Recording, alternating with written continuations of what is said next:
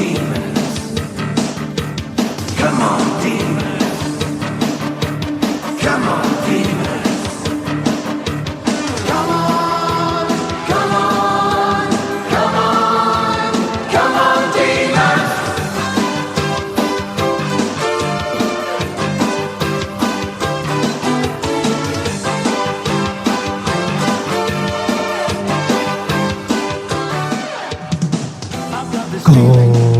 Good evening, Demon fans, and welcome back to the Demonland podcast. My name is Andy, and the Demons have had the worst start to a season in 6 years as they slump to 0-2 and sit firmly in the bottom four. Joining me tonight to analyse the disastrous loss to the Kangaroos at Marvel Stadium is George. Good evening, George. Is it a good evening, Andy? Hopefully better than what I was feeling on Sunday. But a good evening to all our listeners, all the faithful still out there, all three of you. So hang in there. Evening to Bin Man. I'm really glad in a way that we didn't do our pre-season predictions this year because I think they would have been dramatically changed after the game that we witnessed on Sunday at Marvel. Well, also joining us tonight, Bin Man, to no doubt tell us that the silver lining to this deflating defeat is that we're only one game out of the 8. Good evening, Bin Man. Good evening, Andy. Good evening, George. Good evening, Demon Landers. I didn't know that. That's good, Sue. Like you're helping me along there. I'm having a positive influence on you, Andy. That's great. And percentage. Don't forget about that. There's plenty of, look at how frustrating was it, but there's plenty of things that you could point to, history being one of them, and, we'll talk about it as the show goes on, but, we talked about this last year, even when we started with a win after our loss to the Swans and then the next win, is that, the whole game of each week making everything about a litmus test for the finals. It's, the game is shifting radically, and there's a bit we'll talk about around fitness, and I think it's really fascinating, the shift in the game. But when I talk about history, the reality is that after round 7 last year, Geelong hadn't lost a game, didn't make the grand final. The Swans hadn't lost a game, won their first 10, and I think, 11 out of their first 12 games. Ran out of steam in the first in the grand final. Hawthorn lost their first 5 games, came storming home. The Premiers lost their first 3 games, came storming home. And with Hawthorn, their average winning losing margin in those first games was 30-plus points. So including getting towed up by us by 55 points. And I think the Suns might have towed them up by, I'm pretty sure the Suns towed them up by 50-plus points as well, all in that first 5 rounds. And they were everyone's darling by the end of the season. So, sure, it was a shocking loss, but let's look at recent history, not in the dusty past history. Let's look at recent history for a guide of how the game's shifting and the relative significance of wins in the early season, or not, as the case may be. I reckon if we played Hawthorn the way to next week, the way we played this week, that whatever we beat them by last year would be doubled. And I'm sure that if the Hawthorn podcast, the Eagle's Nest or some such, were reviewing it after they chipped it around almost the entire game in the back half and we dismantled them in round 2, would have been saying, sack Mitchell, he's a joke. What sort of game plan is this? Let's move him on. It's time for him to go. Mitchell's had his shot. What was he thinking with his recruiting? And on and on. They've recruited fantastically this year. Have they? Well, that's not what Hawks fans were saying after losing 5 on end at the end of last season. So I would take those two. I would take those 2 defenders and I would play them in our forward line. All right. Barras and Battle. We've done well this year, but this is not a Hawks pod. No, it's not, because it's not the Eagles Nest either, because I think I'd rather be on the Eagles Nest podcast at the moment. Each week, I invite our loyal listeners to support the podcast by leaving us a 5-star review and a comment on Apple Podcast. We truly appreciate your feedback. And as a token of our gratitude, we give a well-deserved shout-out to those who do take the time to share their reviews. And True Red and Blue writes, as a Melbourne supporter living in the UK, the Demonland podcast has been an absolute lifeline. With the time difference and absolutely no local coverage, staying connected to the club I love isn't always easy, but this podcast bridges the gap beautifully. The hosts are knowledgeable, passionate, and clearly live and breathe the Ds. I especially appreciate the detailed match analysis, the honest and intelligent discussions, and the sense of community that comes through in every episode. Even from the other side of the world, it makes me feel like I'm a part of the Red and Blue faithful.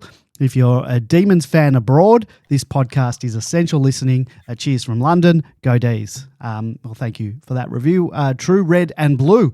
Keep that feedback coming. Simply leave us a 5-star review and a comment on Apple Podcast, and we will give you a shout out on the show.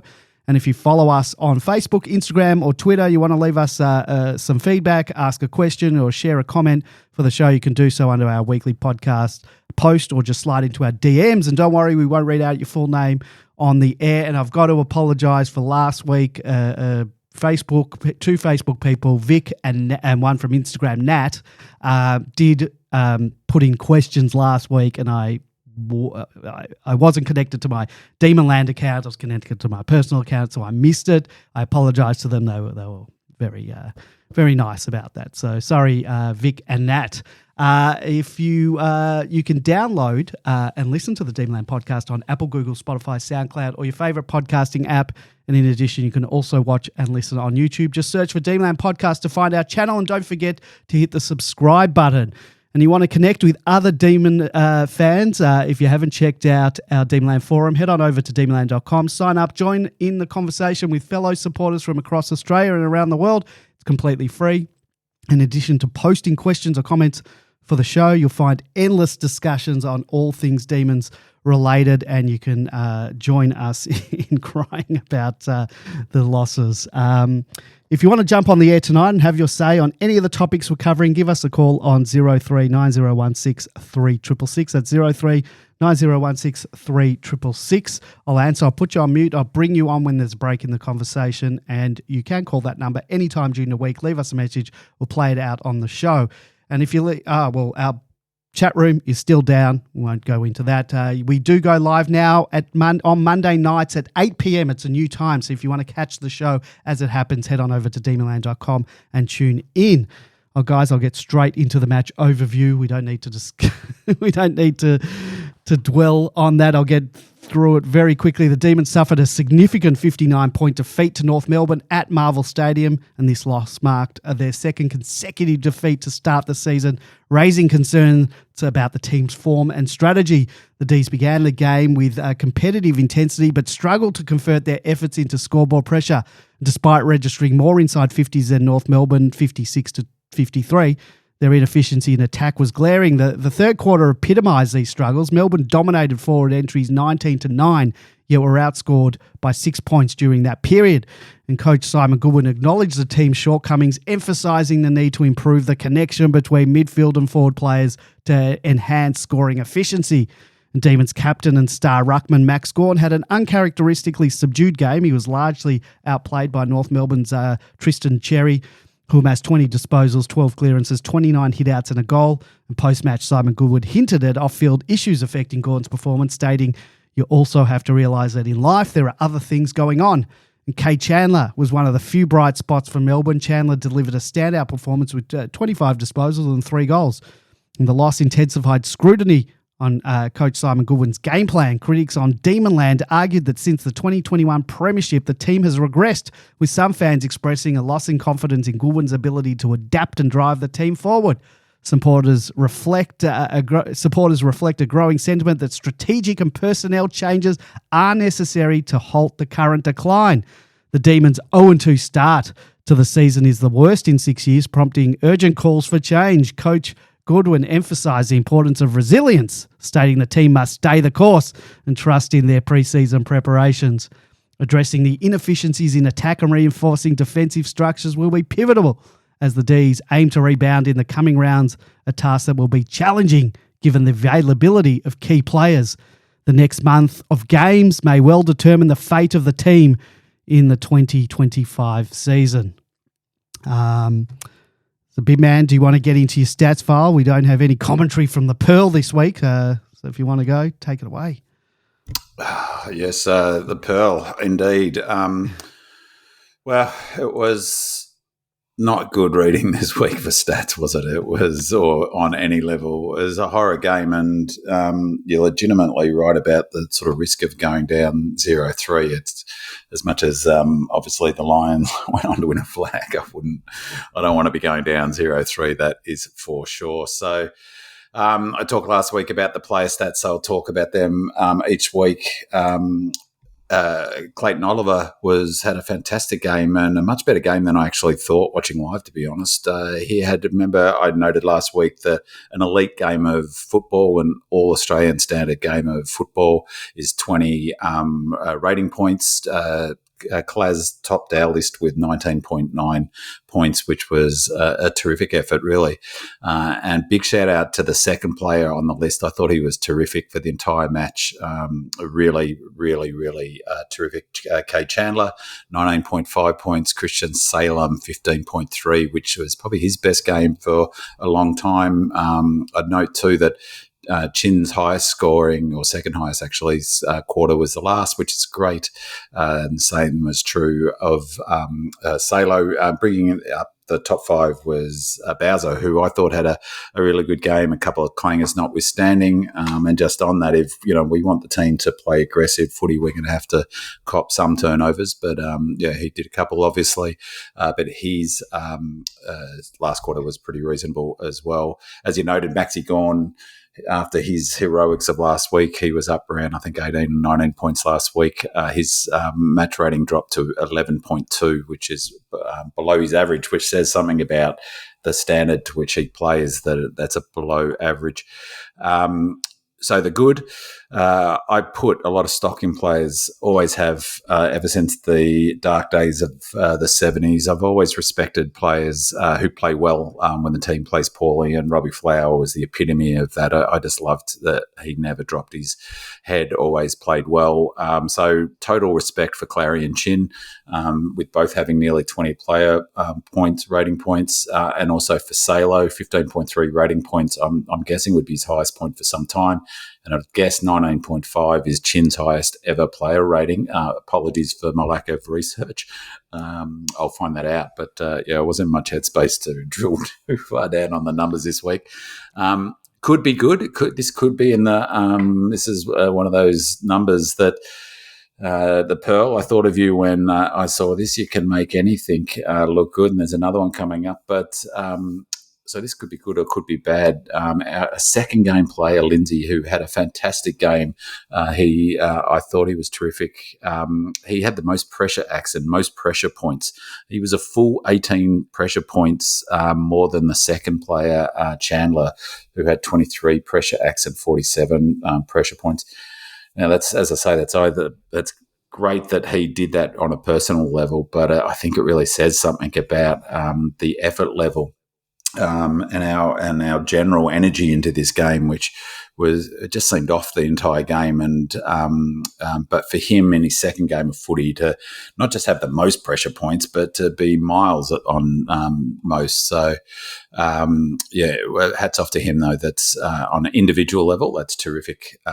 So he had, as I said, 65 pressure points. One more good. And Pearl, this is really the one where I was thinking of you about using stats to, stats, lies, and whatever it is, damn statistics. We more than tripled our scores from defensive half this week. We more than tripled our scores from defensive half. Unfortunately, we only scored 7 of those points last week. So we scored 22 points from our back half this year, which was an improvement. By way of contrast, they scored 38 from their back half. So now the bad, where to start? You go to player performances really for a starting point, just on an individual level. Only 8 players had more than 10 player rating points. By way of comparison, last week, 11 players had more than 10 rating points. So, 15 players running around. One of them went off at the end of the first quarter, obviously Jefferson with 0.1 of a point. 15 players scored less than 10 player rating points. And again, after knocking Fritter, I don't want to be on Fritter's back, but after knocking Fritter last week and noting he had only 4.4 rating points last week and that we really needed more from such an important senior player. Fortunately, he had a worse game, at least on the player ratings. And to be honest, even the eye seemed to suggest the same thing. So he only scored 2.1 player rating points this week. But if I'm going to knock Fritter, and this is one of the things I like about looking at the data and looking at the statistics, and disabusing myself a little bit of my preconceived notions. One of which was I thought Spargo played well. I would have thought he played well. I hadn't watched the replay, but people were criticising him on Demonland. I thought, is that fair? But he was our 4th lowest rated player, Charlie, 2.8 points. But below him, as I said, if I'm going to knock Fritter as a senior player, Fritter was our 3rd lowest rated player, but our 3rd rated player just behind him. Sorry, our 3rd rated player just above him was Petrarca, Christian. Petrarca only scored 2.3 player rating points. Last week, he was our 2nd highest rated player with 16.8 points. He's one of our best players. That's a terrible game by his standards. He would have barely had any games that scored that low in his entire career. Again, I'll find that out. Like for playing a full game of footy, I would suspect that would be one of his lowest ever. Probably one of his 10 lowest scores ever. So it was a really curious performance by him. The bad is to continue. Like I could have picked out a bunch of numbers, but our contest was absolutely woeful. We were down. We were beaten around the ball all match. They clearly were, stronger at the ball. They wanted the ball. They were running harder. They were more ballistic. We had 120 contested possessions. They had 139. So and minus 19 differential. And this one wasn't as bad as it could have been with that number, but post-clearance contested possessions, arguably the most important, one of the most important stats in footy, and all clubs put a really high emphasis on this. They beat us in that area. They were +6 for post-clearance contested possession, so that's after... they're critical to win that ball, obviously, and they did a good job. I was actually thinking that might be worse, though. So the ugly, again, I could have picked any number of things. These were just the most ugly from my perspective in terms of its impact on our chances of winning. After giving up 44 points on turnover against the Giants, 15-point differential, we went from bad to worse this week. We gave up 43, so we only scored 43 points ourselves. We gave up 60 points on turnover this week. 9 goals, 60 points for a 17-point differential in their favour. That's just not good enough. Giving up 60 points on turnover is just terrible. And from good to ugly, this was just a staggering number, and this was an example of the stats completely and utterly aligning with what the eyes were telling us. Watching live, the Roos outscored us by 42 points from stoppages. Just nuts, just total nuts. So 2 goals, 2-14 we scored from stoppages. 7 goals, 143 from the centre bounce. They scored, so from the centre bounce, we scored 2 goals, 2-14. They scored 7 goals, 143. So remarkably accurate, but most of them were running straight down the middle straight towards me. I was up the top of the level 3 behind that, the city end. And so those goals, they were running in a channel directly towards me.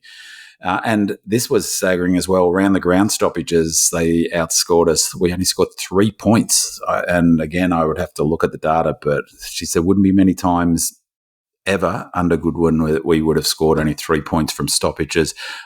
especially indoors. Remarkable stat. And they only scored 16 points, but the differential was 13. So for us to only score 3 is unbelievable.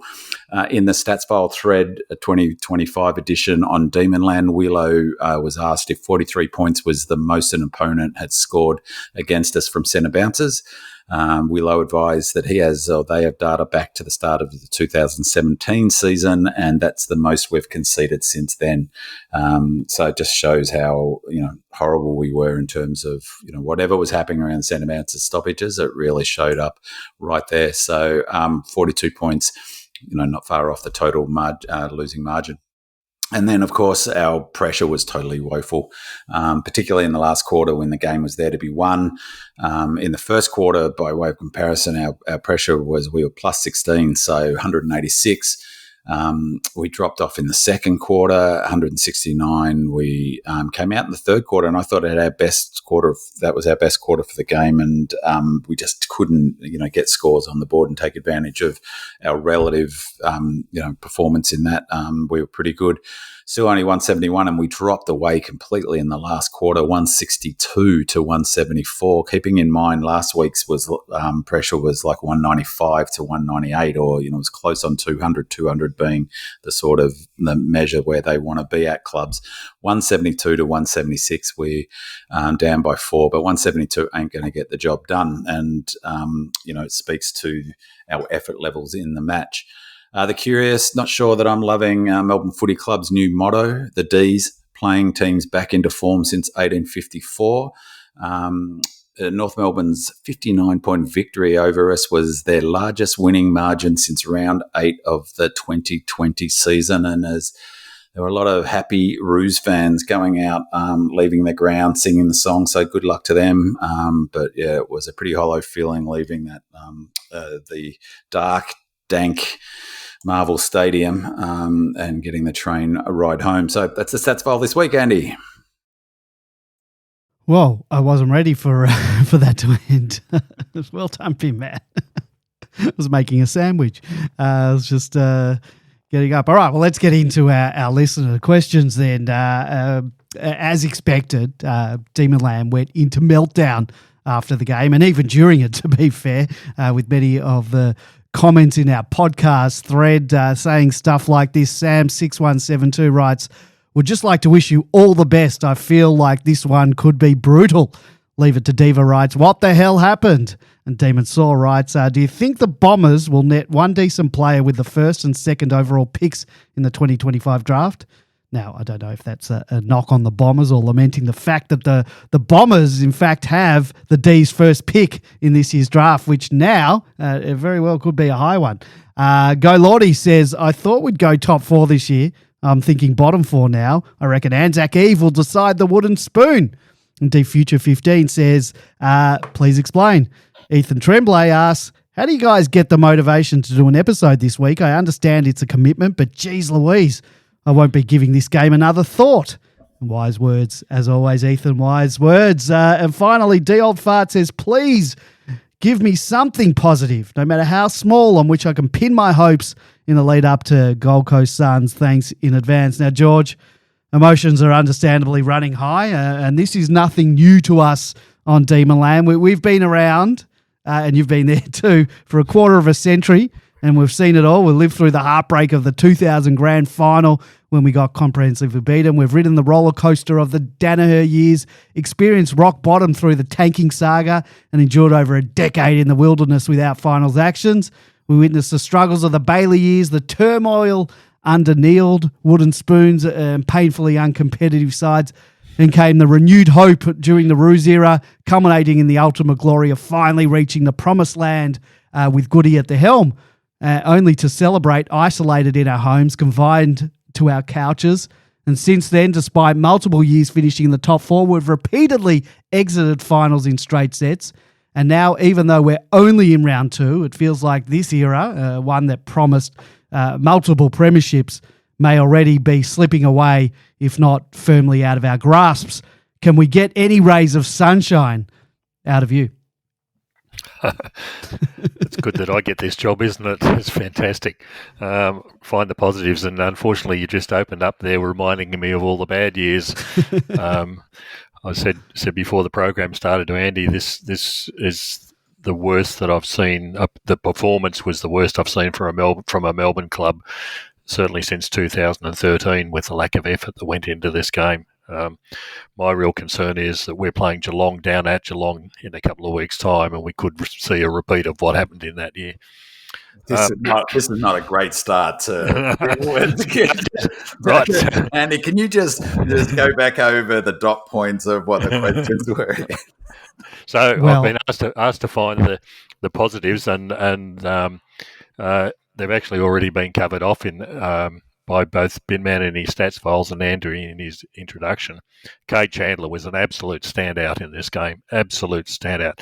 I was surprised even in Goody's post-game presser where he pointed out that he played in 5 different positions on the ground and he performed excellently in all of them. My question would be, why is he playing in 5 different positions?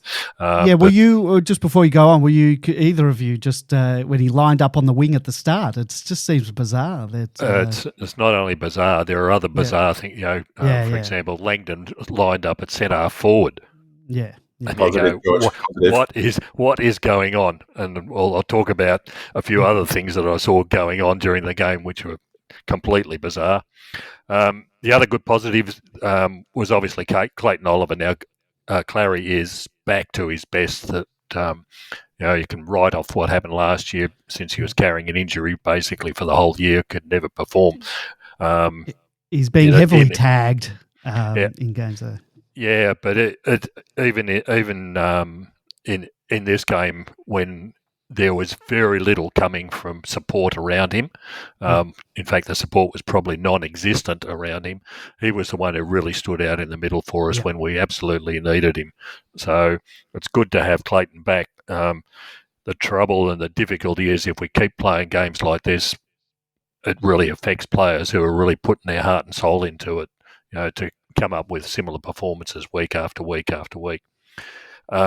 Xavier Lindsay, fantastic, absolutely fantastic again. Second game for the club. This guy is absolutely reeking of talent.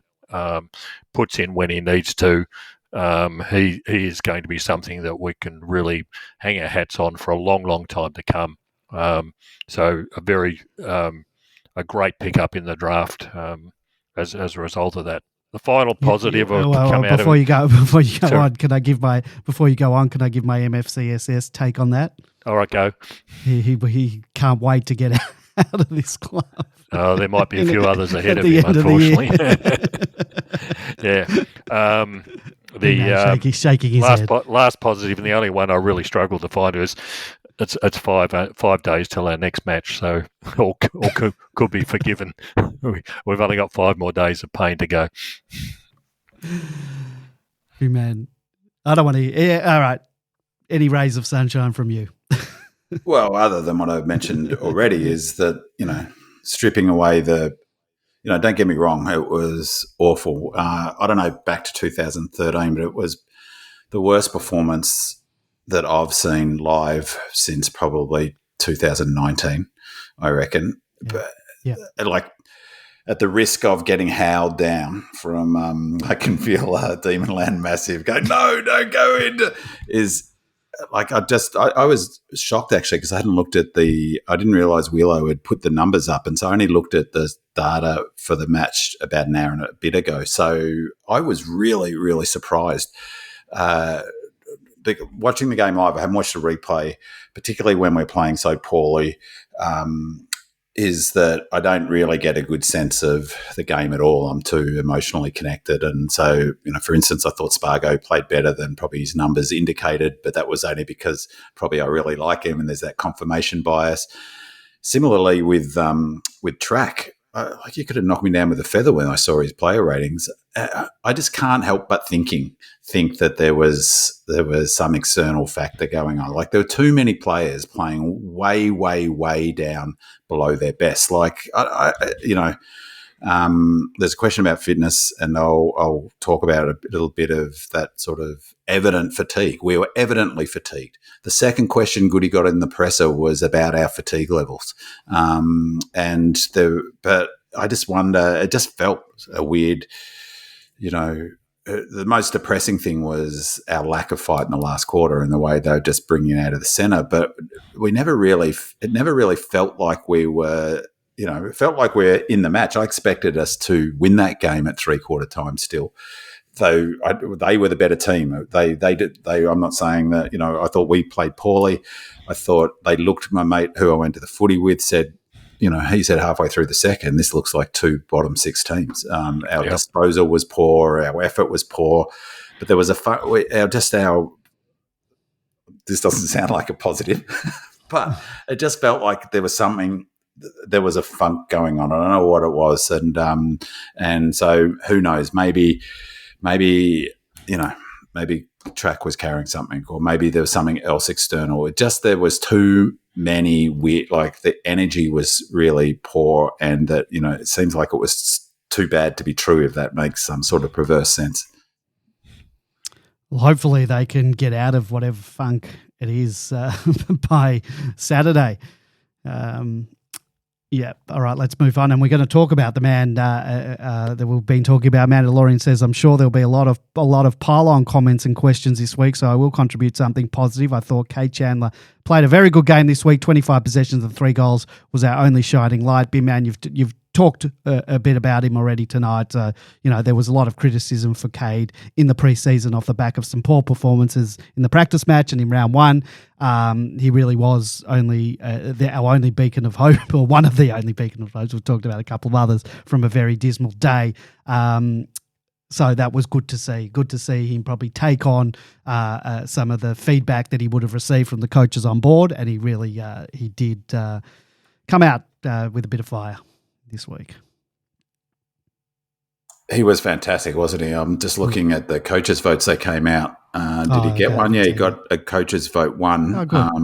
Coaches' vote. Wouldn't shock me if that was from... I can never work it out. I'm always amazed at people who are able to work out who gave their votes to who. Yeah, sometimes you can sort of tell, you sort of know some coaches, but that might have been Goody just giving him a pat on the back. I don't know if Clarkson would have, unless he looked at he kicked 3 goals, I'll give it to him. Well, and maybe one begets the other, but this is a good sort of, in a way, this is a good sort of pat in the back for the player rating system. The top-rated player with 10 votes, the top-rated player on the ground was Sherry. Is that how you pronounce his name? Cherry. Jerry, he was bad. He was brilliant, leaving aside Max lethargy and his performance. Tristan Cherry was really brilliant. He was far from the cherry on top. And Powell got 20.6 points. He just carved us up. He got the second most votes. Comden didn't. He only got 9 points, but still pretty high. And I thought like we were giving him match marking practice. But Chandler and Oliver, who were our 2 highest scoring players, both got a coach's vote. And Chin, I thought, was just terrific in this game. He's predicted rating. There's a system they use a lot of data to work out what their likely score is in this match. His predicted rating was 9.2. So, just on a rubbery figure, is twice as good a game as he was predicted to have. 151 super coach points, 117 fantasy points. He time on ground 82% of the time, and in fact, so was Clary. Looking at that, that's big time for Clary, isn't it, George? Yeah, but I think there are other things going on, and I'm not sure what. But yeah, I think Clary had to be playing high numbers because others weren't. Right, I'll have a look in a sec at what Track's numbers were. But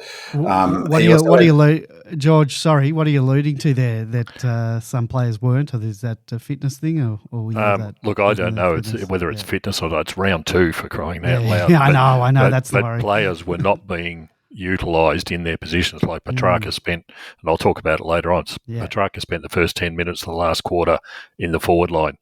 So maybe the ball didn't go.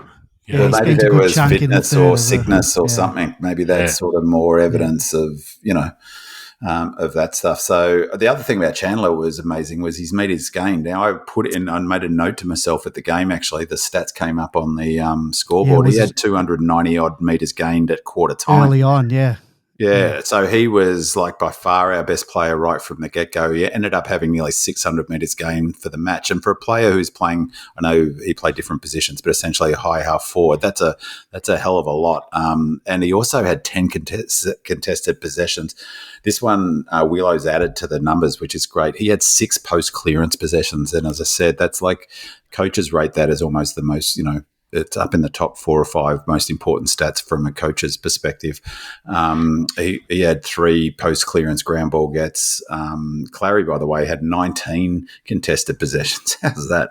Yeah. 19 contested possessions in a game of footy is something quite remarkable, the most on the ground by 4. But, yeah, he had a fantastic game. I think the best game of his career, Chandler. So, and as I said before, I have huge respect for players who play well in when the team plays poorly. I really, really do. I rate that really highly, both from a character perspective and, how I perceive them as players. And I thought he was just terrific.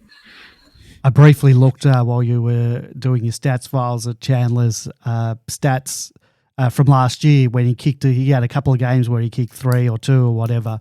He had sort of had a bit of a purple patch at one stage, and in all those games he had 10 possessions or 11 or 12.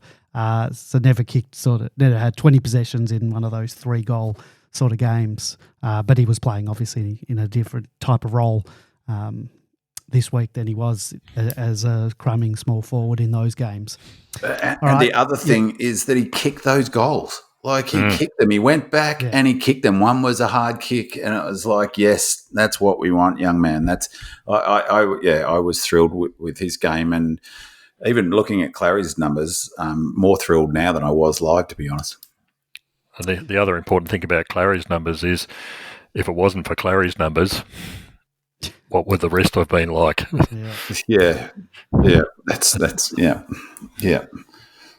Red Jacket says our disposal was absolutely amateur hour, causing damaging turnovers. What made it all worse were there were many occasions where a player with the ball showed absolutely zero awareness of their surroundings and was caught holding the ball. So disheartening, and I just can't see us climbing out of this hole, and it's only round 2.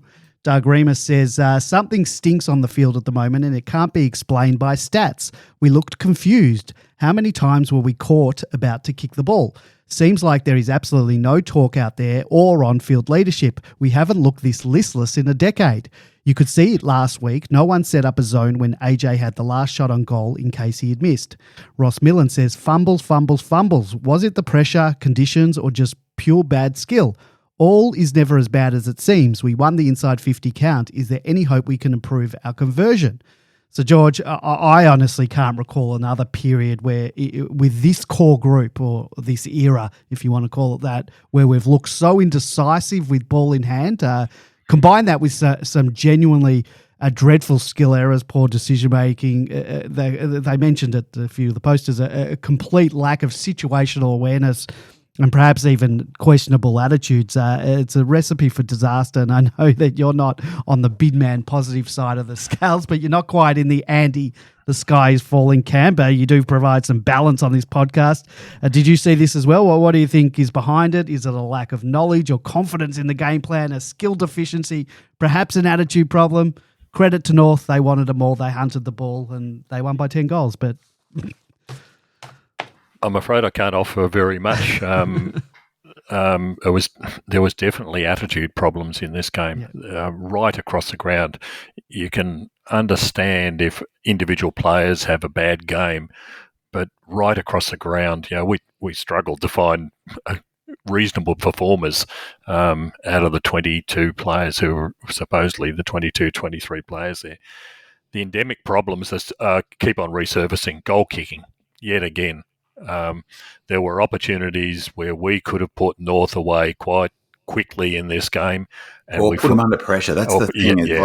They deserve to win, and we would, but goals put the opposition under pressure. Absolutely, and how many times have we spoken about this over the last 2 years at least? Just straight, easy.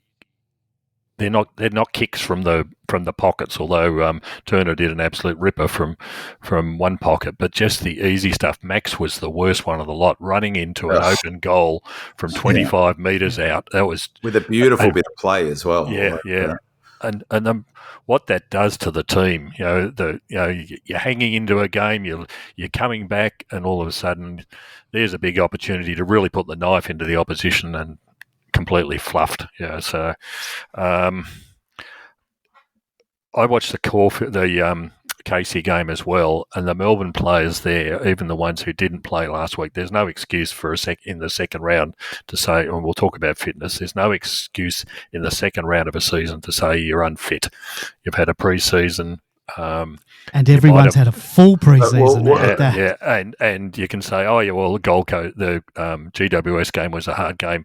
Well, the Melbourne players who played at Casey looked the same. Absolutely bereft of any sort of enthusiasm about the game. I thought they were all right. The case I watched that game too, and I thought they fought back when they were down 15 points against the winning. But it was the Casey players who did the fight back, not the Melbourne players. I thought Langford was good in that last quarter. I thought Billings was good in that last quarter. I thought we'll get to that. Fullerton was good. I know he didn't play in round one, but no. I mean, I thought that we played all right in that game. No. Do you have anything to... Yeah, I'll go on, George, if you want to finish your call. Yeah, it was just across the board. I didn't particularly like the way that we had a lack of leadership shown on the ground. I don't like people going high-fiving after someone's made a critical error in the game. You pat them on the head and you say, don't worry about it, mate, but you don't go around high-fiving, and we were doing that time and time again. There was something really, really missing in this game. I don't know what it is. I don't think that positioning of various players was helping in the slightest. It really does point to further problems occurring in the background that we're not aware of, the way that they played. So can't offer very much at all. I mean, just a couple of things on that is that it's one of the challenges of transitioning from a model that is in ground from 2019 to the end of 2023. This is only, as I made the point, the case we're trying to shift our game plan last year. I'll ask you a simple question, Matt. What was the game plan in this game? Because I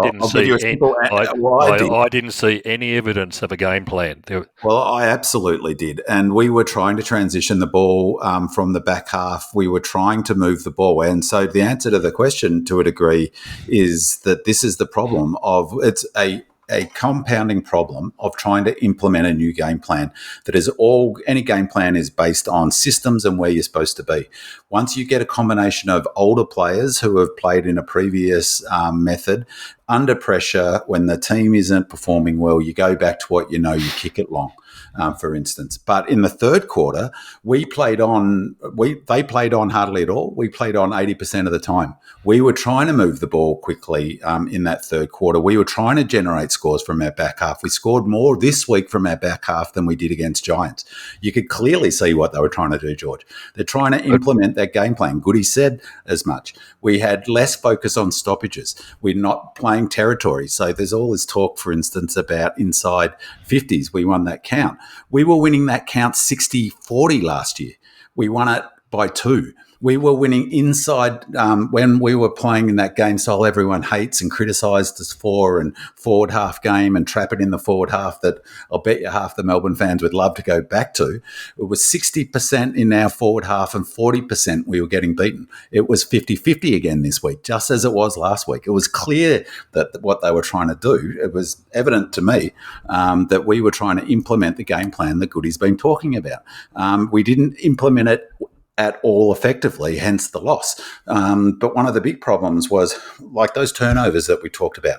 That turnover number is a direct correlation to trying to play through the corridor more often, to try and move quickly. In that third quarter, as I said, we played on, I think it was 80% of the time they played on about 10% of the time from a mark. We looked to move the ball quickly. The problem is our skill errors, we turned the ball over. And then when we were under pressure in the last quarter, we reverted to a combination of an old style of play, kick down the line and kick to a contest, ignoring players out wide. Spargo got ignored by Clary a couple of times. So to me, it was like that's one of the challenges of implementing a new game plan. Under pressure, it will break down. Now, it cannot be underestimated who's not in this team. We've got two of our best 5 players not in the team at the moment. We've got our best kick in McVie not in the team at the moment. We've got Colt not in the team at the moment, who would have been in our best 22. We had Steve May, because as I said before, you take that quality. If you think that we haven't got we're going to struggle to implement something, you take 6, 7 of your best 22 players out of your team. Doesn't matter what game plan you're going to have, you're going to struggle to implement it. Just like the Lions did last year, they had 6 or 7 of their best players out of the team. They lost their first 3. Just like the Pies did last year, similar story. They couldn't implement their running game plan when you took their best players out of it, and still can't. Same for multiple teams. So I could see what they were trying to do. They just couldn't implement it, or not effectively. Youngblood says, I know I'll be unpopular, but I really think fitness played a big part in today's game. I think North outplayed us most definitely, but pretty much all the game, and especially in the third quarter, just about every one of our kicks was short. Every handball was to a teammate's feet. We're not the most skilled side, but we're certainly not that bad. I saw half of our side completely gassed each quarter with only Chandler and Oliver who seemed fit enough to impact consistently and run the game out. Again, I know I'll be ridiculed, but I felt like the loss was compounded by the fact we weren't fit enough for this game, resulting in poor disposal, lack of spread, unforced turnovers, not working hard for each other in space, especially forward of the ball. Shouldn't ever be an excuse, but was obvious to me today that North were much more match fit for this one after we slogged away last week in the wet. Hoping they get the recovery and conditioning right this week, God help us. Lazy says, I also heard several times on the replay that the commentators referring to the hard game last week and fatigue. It was a grueling game, but I can't remember a time where the effects of a tough round 1 game were mentioned so much the week after. How are you supposed to sell hope to the fans if the team is knackered after round 1? Buddha82 says, echo the comments about our fitness. We couldn't run our quarters in round 1 and looked miles off it against an admittedly fair bit younger Kangaroos side. As Goody said, we held up for 3 quarters and then the dam burst in the last. Bimman, as our resident loading expert, is it panic stations in the strength and conditioning department or just still blowing out the cobwebs? And conversely, Pipefitter says, the hallmark of that 2021 to 2023 team was we were always in the game because we would fight all the way to the end. Yesterday was alarming how we seemingly gave up against North of all teams in that last quarter. There's still too much talent in this team for results like this. You have to question the hunger to dig deep when the backs are against the wall at the moment. That's not fitness, that's being motivated and inspired. A few more efforts like this, and unfortunately for Goody, it's not going to end well for him. It's classic not playing for the coach areas. So, B-Man, do you have any concerns regarding our fitness level and our capacity to run out games? We were once the gold standard in terms of fitness, but I share some of the worries that have been expressed here. It's noticeable how spent that we seemed at the end of quarters. To me, that's particularly concerning this early in the season. How about you? Well, I mean, I definitely had some concerns last year. I mean, we've talked about how hard it is to sort of get a handle on, on there's so little data about fitness. Just taking that last sort of point first, the pipe fitters point, like regardless of what I'm going to say after this is that our performance in the last quarter was appalling. And I think for me, like that was what I meant by the worst we've played since 2000 live in terms of they're just waltzing it out of the centre. Like it was, it doesn't matter how stuffed they are. There's ways to slow that down and to hit harder or to. So that was concerning. So definitely, I mean, we definitely ran out of gas a little bit last week, I thought, which is not that surprising. Most teams do in their first game. We looked fatigued right from the get-go, which, maybe there was something going through the club. It happens in terms of something like gastro or co. I don't know. I'm not wanting to put an excuse out there, but that we looked not like that was what that comment question from the journo was in the Thingo's presser. I think it was the second comment question he got. I haven't watched the replay, but it's interesting. They also said that during the live call, by the sound of it, that we looked, not switched on. What I'd say though is that it's not. I think it'd be really good to get like an expert in and talk the way the sort of football's evolved around fitness, because it's not like you get a certain amount of fitness points in the bank at the beginning of the season. There's your 100 points, and then that's how fit you are, and then that will take you through the season. Football that's what I was sort of touching on before. Football is changing, and it is changing before our eyes. Fitness, leaving aside injury, fitness is now critically important, but it's not just fitness. This side's fit; it's its ability to prepare each week. Now, it's just not possible anymore for the teams to be cherry ripe, 100% at their peak for every game. They have to plan ahead in a way that just didn't happen 15 years ago, and certainly didn't happen 30 years ago. Just didn't. You had your fitness, you maintained it through the season. They do so much running. I forget what's the Hawthorn player who did his knee, the one who came across from Port Adelaide. Small forward. Carl Amon. No, he's did his knee last year. Impey. No, not Carl. No, he's out at the moment with an ACL. I just can't think. He's a half forward, came from Port, went to Hawthorn. After he did his ACL, he went and did ABC radio, and he's on it still. And he's super smart, and I really, really like his insights. And obviously, he's still in the system. He's playing at the Hawks. I'm not sure if he retired or not, but it was a cruel injury. But anyway, he was saying on the radio on Saturday. James Blank of the No. I'll think of it in a sec. The Aboriginal Mitch player. Lewis.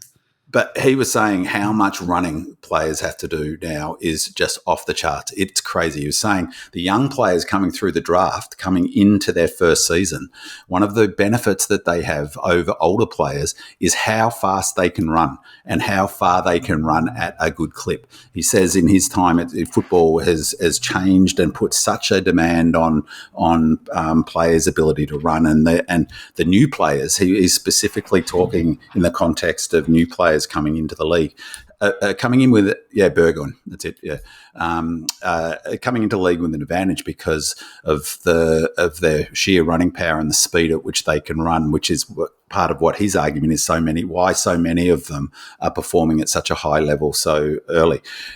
And because of that factor, because of the games become such an incredibly running game, is that there will be huge variabilities in results. And so already this season, you look at some of the results. So previously you were getting sort of weird results during around the mid-season bye. So we talked about this the last few years on the podcast, all of these weird results.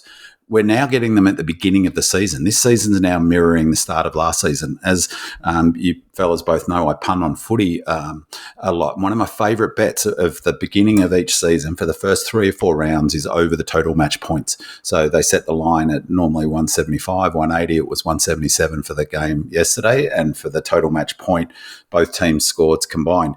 If you put $100 on every one of those games so far, you'd be well into the profit, because the scoring has been unbelievable. But you're having all of these weird, anomalous games already. So Geelong looked $1 million, absolutely $1 million against Freo. They were unbelievably dynamic. I'm not sure if either of you guys watched that game. I watched it. They were unbelievable. They blew Freo off the park. Come out and looked as flat as a tack. They looked like us against the Saints. Now, the only reason the Saints, they ended up getting close to the Saints is they, credit to the Cats, they did what we didn't do. They pushed through the pain barrier and somehow found a way to get back into that match, but they didn't win. And the Saints completely ran out of gas in the last quarter. It was a fantastic effort to win. My point being, 1 week, the Cats are looking like unbeatable. You couldn't beat them. They were so good against Freo, and they were so dynamic and so physical. They were fast across the ground. The next week, they looked like they were running in concrete boots, right? So how to explain that? 161, Collingwood 1 week, scores 45 points and gets smashed up by who beat them? The Hawks? Was it the Hawks? GWS. GWS. The GWS beaten by 55 points, I should say. The next week, they win by 90 points against Port, who come out, albeit against the Tigers, next week come out and flog the Tigers. increasingly weirdly anomalous results at the beginning of the season, in addition to the mid-season bye, which all goes back around to fitness. So that we can get a bounce this week and everyone will go, well, what was all that about? So I think we've got to start, that question, who was the original question from Youngblood. I think this is part of the problem, is that he felt the need, or they felt the need to, I know I'll be ridiculed, but I felt like the loss was compounded by the fact we weren't fit enough for this game, resulting in poor disposal. So I think fitness is like, they're only going to be as fit as they are now, but his point about it being conditioned for each game is critical. Each game has to be planned, and they will emphasise the importance of some over the others, which is 100%. So one thing is that's the problem, is that he feels that he might be ridiculed for that. No way. That's exactly the way to look at it. It should be. It drives me nuts that this isn't brought into the analysis of the game and given more weight. It's hardly given any weight whatsoever.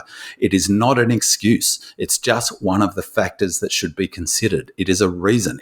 And once you change that a little bit and start recognizing it as a reason, then you can have a reasonable conversation about criticizing the strength and conditioning and high performance team. They can be one part of the problem, and they're also part of the solution. So I think we clearly were fatigued. Whatever the reason was, it wasn't just mental. I totally agree that we didn't fight through that. I totally agree that we were poor. There was a whole lot of, really subpar performance. I don't think Goody had a great night great day in the coach's box. I think there was, in hindsight, some selection. There were a lot of factors, one of which is the strength and conditioning team didn't have that team ready to rock against this ruse. Maybe because we put more emphasis on next week. I just don't think that they can prepare them fully wound up for every single game of AFL footy anymore. They just can't. And so the AFL don't want people talking about it. We are going to continue to get these weird results where, who was it? The Lions only beat the Eagles by 18 points. The Eagles got decimated last week and we're woeful. You're just going to continue to get these weird results, I think, and this is one of them. Garbo writes, do we put this down to missing personnel in May, Pickett and Windsor, or do we simply not have the personnel to play what has become the template for successful teams these days? Getting goals from our forward line as ever is an issue, but it feels like it's gone beyond that now. Has the game gone past our much vaunted midfield and backline as well? Dominion says, with Lever going off with an ankle injury and perhaps destined for a stint on the sidelines and May's return indeterminate, are we cooked in defence? And Scroll says, with May, Pickett, Windsor, Melksham and McVie out and little standout form from Casey, are cracks in our depth being exposed. And GS77 says, while we lost McAdam and AMW for the season, both have been replaced on our list and neither were best 22 locks, though AMW was threatening a solid year. So hopefully when the Cozzies, McVies, Melkies, Colts, etc. return, we'll have a reasonably healthy list with a decent fitness base. Rooster Farr says, I thought Lever and Jefferson going off when we were already missing May really affected our ability to change things up. I'd have loved to have seen Petty or T-Mac move forward, Turner move back, and Viney played as a small forward in the second half. At the start of the last quarter, I would have had Petrarca, Oliver and Lindsay in the middle. Anyway, injuries cruelled our ability to switch things up, and I think we saw that Sharp and Woden are still VFL players. So, George, if anything, the injuries, suspensions and poor form affecting key players have exposed our lack of depth, and I suppose that every club faces similar issues, and when you remove a certain number of important players, weaknesses become obvious. So no club's immune to that reality. Do you think that's exactly what we're experiencing right now, a lack of depth? I think we've experienced actually for the last 4 years our premiership side players are 4 years older for a start. I don't know that there's a great number of them have taken huge steps forward in the intervening years, but certainly the talent that we've had that got us over the line in 2021, the serious end talent that we have is now 4 years older, and I don't know that they're playing any better than what they were there. But the depth is really, really starting to tell. I thought at the start of the year we had solved a few of those problems. We got a backup ruck for the first time since Majak Dor left and Jackson left. We picked up 2 fantastic draft picks who solved a couple of our ongoing problems, but we've also lost a lot of players. For example, in 2021, players who didn't play in the grand final team, Jaden Hunt, Nathan Jones, Neville Jetta, Majak Daw, Toby Bedford, James Jordan, Mitch Brown, Melcham, and Laurie. You compare those players who are sitting from player number 22 to about player number 30 with what we've got available today. We'll talk about trading as well. Our trading has been subpar since then. We've lost players we've traded in with Shackey, McAdam, Billings, Grundy, Hunter, and Fullerton, none of whom were playing in the game on the weekend. These were the players who are meant to fill the gaps as other players retire or you have injuries. The players that we've given away, Hunt, who's played 43 games with West Coast, Jordan, 21 with Sydney, Bedford, 42 with GWS, even Oscar Baker with 19 at Footscray. Jackson, of course, has played 44 at Fremantle. Neil Bullen's already playing games at Adelaide. We just haven't replaced the players that we've lost. The trading hasn't picked up the gaps, and we've lost so many players from that 21 side with an ageing list at the moment. In all honesty, we'll talk about the Casey game as well. There's not too many down there putting their hands up to be selected in the first. B-Man, did you want to add anything before I move on? The depth? Yeah, I mean, it's a bit of a chestnut. I just think that I personally think it's a big furphy. The whole discussion about depth is a complete furphy. Is that you mentioned those players who didn't play in the grand final in 21. That's why we won the grand final in 21, because our depth wasn't tested. If you're not using your best, this is my view, if you're not using your best 22 players, if you have to use your non-best 22 players, you aren't winning flags as a rule. The reason why we won in 21, because of those players you mentioned, Majak Daw, please, Hunt, please, Jonesy. They all played during the year, of course. But at the moment, as I said, we've got 6 or 7 of our starting 22 out. That's a third of our best team out. Not a single team in the AFL could cover that at the moment. It's just a fact. Like, if you took Brisbane's 6 or 7 best players out of their team, then they would struggle. Same with the Giants. They had a number of players out in last year's grand final. They had 2 or 3 of their best out. One maybe, arguably. They had borderline Ruckman, players who out. they lost So the point being is that depth is great. Wonderful to have a strong VFL team, but any teams aren't winning a flag if they've got too many of their non-best 22 players playing. And that's why in 21 we won the flag, because our depth wasn't tested. We had a phenomenal run with injuries that year, which is why we won the flag. Simple as that. And as I said, we had 6 or 7 of two of our best 5 players, Cos and May, no question, 2 of our top 5 players not playing in this match. Who are their best players against the Roos? You take those 2 out, they struggle. We have McVee, key to the way we want to play is having players who can kick the ball accurately. 2 of our best 5 kicks, Cos and McVee, weren't playing in that game. So it's very difficult to implement a game based on minimising turnovers when you haven't got your best players playing. So, of course, it's handy to have good players, in running around the twos. Is our depth as good as other clubs? I think it's probably on a par. I just think it's a really sort of a furphy, as a general thing. And I actually thought that, we'll talk about the Casey game later. I actually thought there were some pretty good performances from the Casey boys. Dice writes, another game lost at the selection panel. God knows how many games that is now that in the last 3 years lost in this manner. Must play 2 rucks against the best, Sherry, Witts, etc. Why on earth is our first draft pick playing in the twos? Lefty says, Goody alluded to Max having personal issues in regards to his performance. All that aside, do you think we should have gone with a genuine second ruck this week? Granted, AJ was out suspended, but do you think it's time Max had some real support?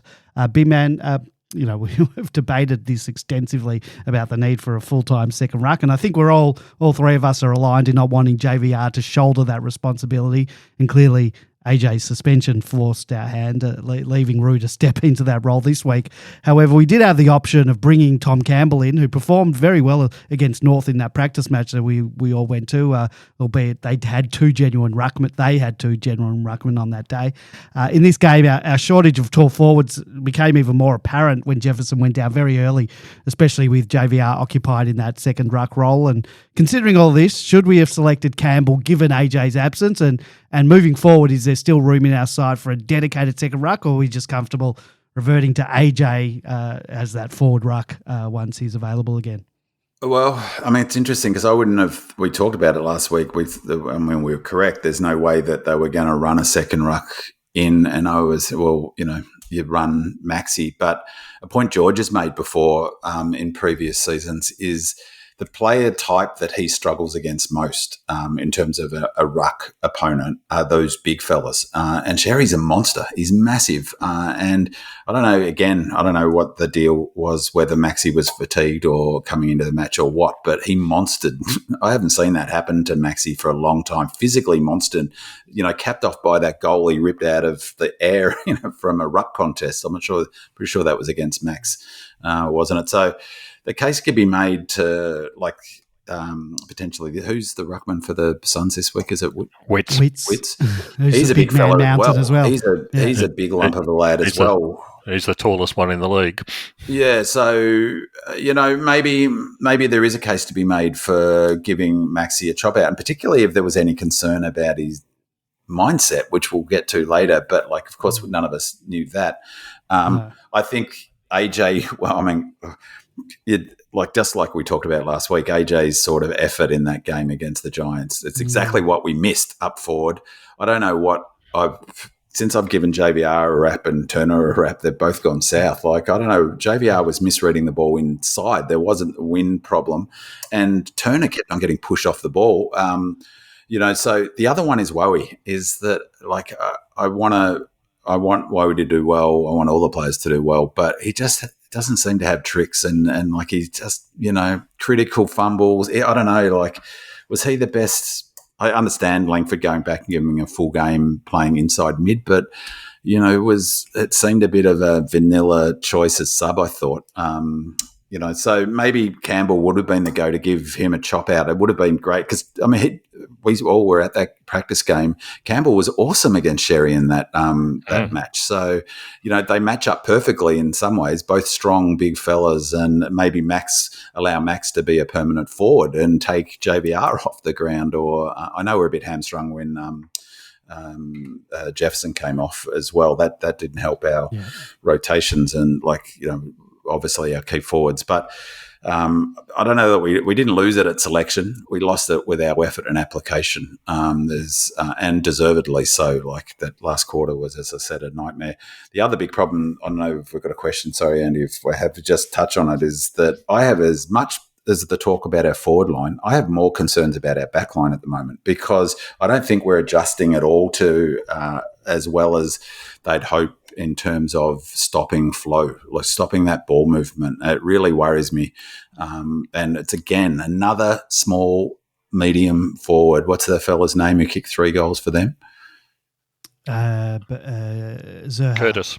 No, Curtis. Another one of those small mediums who cuts us up. Forget Zerha. We just don't seem to have the player who can shut them down. And to be honest, the other thing that was really highlighted how much we missed Petty getting outmarked a couple of times. He took a couple of nice marks. He took a couple of nice marks, yeah. But, Lucky's a gun, total gun. Yeah. Lucky's an absolute gun. But nonetheless, he got outpointed and it was outbodied, outread, So, I have some concerns down back.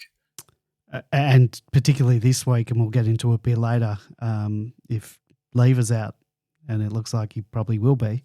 Well, I don't know how bad is it. We don't know. He had the ankle. He's got glass ankles though. He had that last year a few times. Well, they will look to run. If we don't have Lever, don't have Mayo. It's a problem. So we'll talk about it later.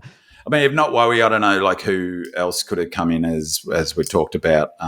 But that's depth. That's called a depth That's called a depth problem. Well, or you could also call it an injury problem. You know, Yeah, well, Laurie, that's Laurie was the next emergency, and Yeah, that's same category yeah. as well. Unfortunately, then Langford was the number 3, I think. So we I'd have play got, Langford as I any said, day of the week. like it just has to be noted, we've got 7 of our best 22 out, and the fella one of the fellas we brought in to cover and that's on top of losing AMW, who wasn't probably best 22, but we hoped he was going to be exactly for that reason, for the small medium, and for McAdam, who was in a lock, as I understand it, for round 1 with Cos out. We get someone on the long-term injury, we bring him in and they get injured in Cully. How long's he out for? So, I don't know. you know, 2 or 3 weeks still. we've got some significant injury concerns, haven't we? Yeah. Demon Cat writes, a raft of issues this week that I'm sure will be spoken about at length, and we already have. But one thing in particular I'd like to hear the panel's thoughts on is the move of Ed Langdon to a centre bounce attending midfielder. To me, it is an absolute disaster class, I like that word, in tactics to move one of the most reliable wingmen in the comp to the midfield at almost 30 years of age. Ed was routinely outpositioned and unable to affect contests, and any benefit his aerobic capacity might bring is lost when he constantly sat back and allowed North's mids to get 3 or 4 steps on him, although he wasn't alone in that regard. The slap in the face is that we have Trent Rivers, a player who has played in there for half of last year and trained there all summer, and Harvey Langford, a genuine mid already racking them up at Casey, ready and able to step into that role without using Band-Aid solutions like bringing in Langdon. I know Goody has strengths as a coach, but his personnel and positioning decisions are baffling at times, and it doesn't inspire a lot of confidence going forward. So, George, it was an intriguing idea over the summer, but now in the cold, hard light of day, what are your early impressions of the experiment of playing Langdon, our premiership wingman, in the midfield? It's not working. Midfielders are meant to be able to get the ball. Langdon's strengths are not about in and under. His strengths are running. And he's an 800-metre type runner. He runs all day, up and down. Well, that's not what the midfielders have to do. They have to be in and grunt, get the ball. And I think it's been an absolute disaster. It's not utilising the best skills of Langdon and others like Rivers not getting actually in there when they're probably a better option. It's not the only confusing thing that I couldn't understand in this game. I mentioned before, Langdon was actually positioned at centre-half forward at the very first bounce. What the hell is he doing there? If the ball comes out of the centre, is he going to outmark Comden or someone like that? Absolutely not. If he was at centre-half back, yes, you can understand that, because if we were to get possession, he can run past and utilise his running skills. Centre-half forward? No, thanks. I think we have lost a lot of tactical nous when we lost Adam Uze in the coaching box. I'll give you another example of something that's was very wrong in this game. 5 minutes before the end of the third quarter, JVR was put on the bench as part of the rotations, so he didn't come back on until the final quarter. So he's had 5 minutes off there, the whole of the third term break. He comes back on in the fourth quarter. Petrarca's put in JVR's put in the forward pocket. JVR's put it full forward. The ball didn't go down the forward line for the first 7 minutes. So JVR wasn't involved with any play whatsoever for the first 7 minutes of the final quarter, in addition to the last 5 minutes of the third and the three-quarter time break. And then he's subbed off. He's taken off the ground, not having run a single yard effectively, because the ball kept going up the other end and North were scoring goals. Petrarca then goes into the middle. Gawn goes off the continues the next ruck. JVR comes on, goes into the ruck for a further 3 minutes, and Gawn comes back on again. What is going on? Why would you take a guy off the ground who actually hasn't played in any competitive component of the match for probably 15 or 20 minutes? I think what's happening is that we're following computer programs rather than looking at what's going on the actual ground. And they're not being flexible. As a real comparison, go back to the 2021 grand final when Burgess came up to Goody and said, we should be taking Jackson off now. Should we do it? And the answer was no, let him run effectively, because Burgess was watching what was going on the ground and building the rotations around that. So I don't know what's going on with that sort of thing. It just meant we weren't utilising our best players. And then, of course, when the ball goes down forward line, who have we got? We've got no one. Petrarca's gone into the middle, JVR's gone off, then into the ruck, and we've got no one left in the forward line. Not surprising what happens. Hey, man, I don't know if you're talking because you're muted. No, good. Yeah, nothing to add. Because I can't see your face, you can't see your mouth with the way your camera's positioned. So you could have been talking. No, that's all right. That's fine. All right, let's move on. I'll take your point, George. I think they're going on a thing, and as what you were saying about the 2021 grand final, if the current people were in, I think they would have taken Jackson off because the computer program would have said he's coming off now. When does our Witch's Hat writes? When does our list manager come under scrutiny? In 2021, we had May, Lever, Ben Brown, Langdon and Hibberd play in a premiership. Adam Tomlinson might have two if he hadn't done his knee. Also on the list were Melksham, who has been more than serviceable, Majak Dor and Mitch Brown, who were never going to be more than depth players. Since then, it's been Luke Dunstan, Brodie Grundy, Lockie Hunter, Josh Shackey, Jack Billings, Shane McAdam, Tom Fullerton, Tom Campbell, Harry Sharp and Jai Cully. I'll give the last three an exemption as it's early days, although Sharp has showed nothing in 2 games. But the other 7 have collectively added absolutely nothing to our list. Did we get lucky between 2017 and 2021? El Diablo writes, the mind boggles why we were not able to bring in some A-grade talent while being premiership fancies. And then we had a bit of back and forth from a number of posters, Godees, Doug Reamer, Demons won, and yes, it was a win for the ages, but for brevity, I won't read it all out. B-Man, is it too early in our demise to start the post-mortem? It's very early in the day. I mean, I will say, as much as, like you lose a player like Nibbler's quality, I was hopeful Sharp would be, it's hard to replace it. It's hard to bring in good players. I just think it's all a bit overblown. Like the players that he mentioned, the question mentions who are Dunstan, Grundy, Shackey, list management. Billings. Again, it's like because we have this hyper focus on Melbourne. I mean, this is Brisbane's list. How well do people know players like Shadow Brain, Dara Joyce, Bruce Reville, Reece Torrent, Noah. Are these guys they drafted or are these guys they've traded? That some are traded, some are drafted. Darcy Craven, these are some mostly Darcy Fort was traded in. He played in the grand final. So every club, every single Ty Gallop. I mean, every single club. Henry Smith, who's got drafted. I think you're just making names up. They sound like made up. Exactly. Every club's full of these players. Who have the Lions brought in? The Lions brought in what's his name? The Lockie Neal.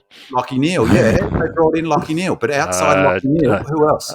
Danaher. So we brought in Steve May and Lever. Yeah. Yeah, but the question is talking about since then. That's the same time frame. Who have the Lions brought in the last couple of years? Who did they bring in from another club this year? Well, you'll have to ask. So what frustrates me is this sort of stuff as if Melbourne's a team in a bubble. So, yes, you can point to those 2 players, no one else. Melbourne brought in Lever, May and Langdon, probably the 3 best recruits for Melbourne. That was before the same period. That was before our current list manager. Well, but whatever the case, that wasn't the question. It wasn't a criticism of Tim Lamb. That was about why can't we attract quality players? Because quality players don't move that often. We brought in there's 3 quality players right there. The rest are list fillers, just like the ones I just read out for the Lions. They're list fillers. You've got to fill 44 players on your list. right? Only 22 of them are realistically, 25 tops are going to be AFL standard best 22 players. That's just how it is at every single club. And if you get 3, 4, 5, 6, 7, 8 of your best 22 not playing games of footy, you are not winning games of AFL footy. So I just think all of that stuff is, again, I'll put that in the Furphy basket. The first line of the question was, when does our list manager come under scrutiny?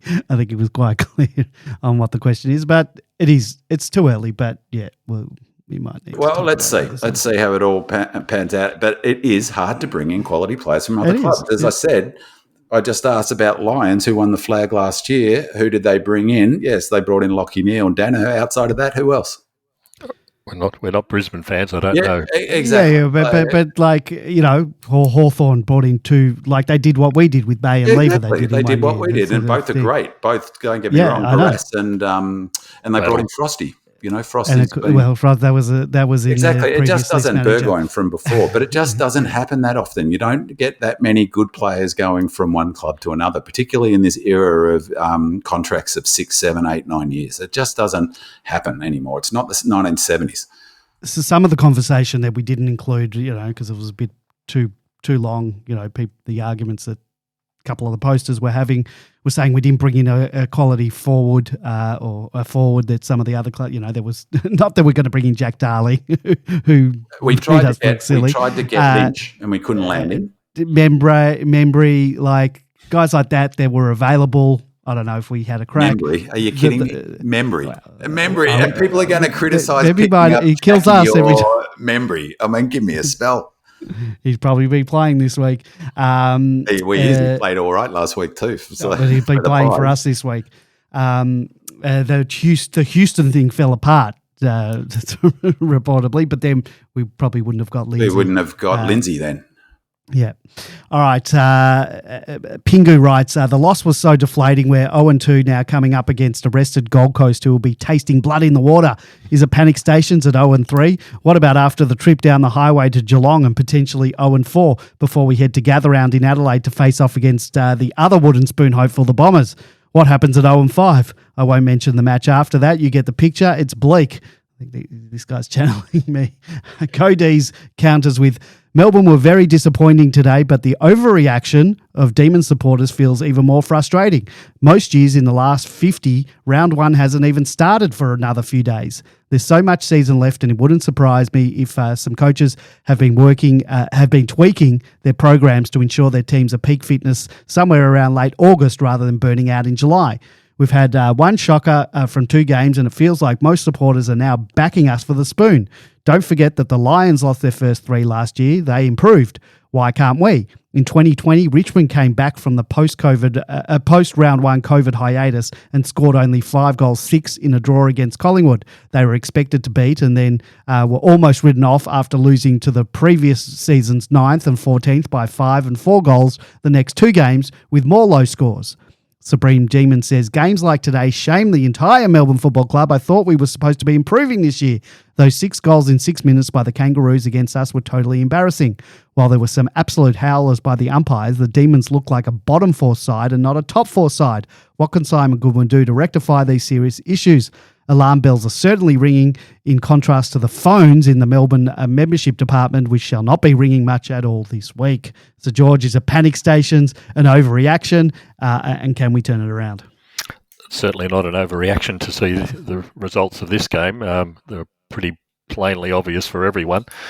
I don't know that much can be changed other than bringing in more capable players.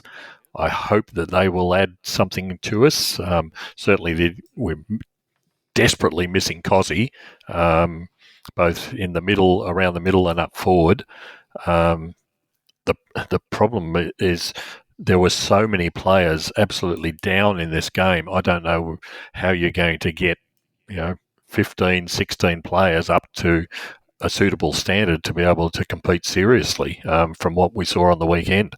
So I honestly do not know what is possible. I still don't think there is a game plan that is executable for the players that we've got. We don't have the runners off the half-back line that we need to be able to execute that sort of game plan. So, yeah, I don't see a great deal of improvement coming at all. Speaking of which, again, like if you want to execute a back half transition game plan and you take your fastest half-back flanker out of the team, you take your best half-back flanker out of the team, McVie, you're going to struggle. You take your fastest player over the ground in Cozzy, you're going to struggle. And, of course, your key defender, you're going to struggle. What was interesting about this, I mean, it goes to the point I was saying before, is you can't see it. But so what happens next week? We come out and we're running on top of the ground and we beat the Giants and we score heavily from the back half and transition. What then? How do we then look back at this game? I'm not saying that's going to happen, but let's say it does in exactly the same way Saints did it to the Cats after being humiliated the week before. How do we then look back at this game?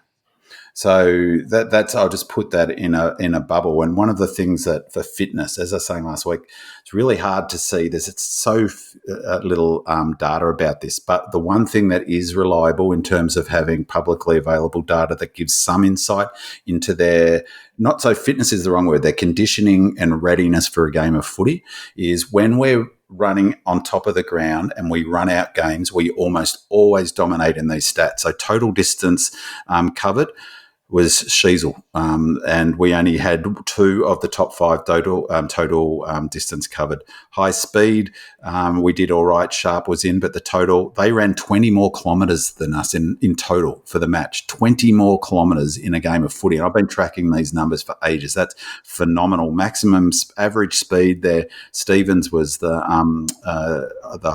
average speed. Total sprints.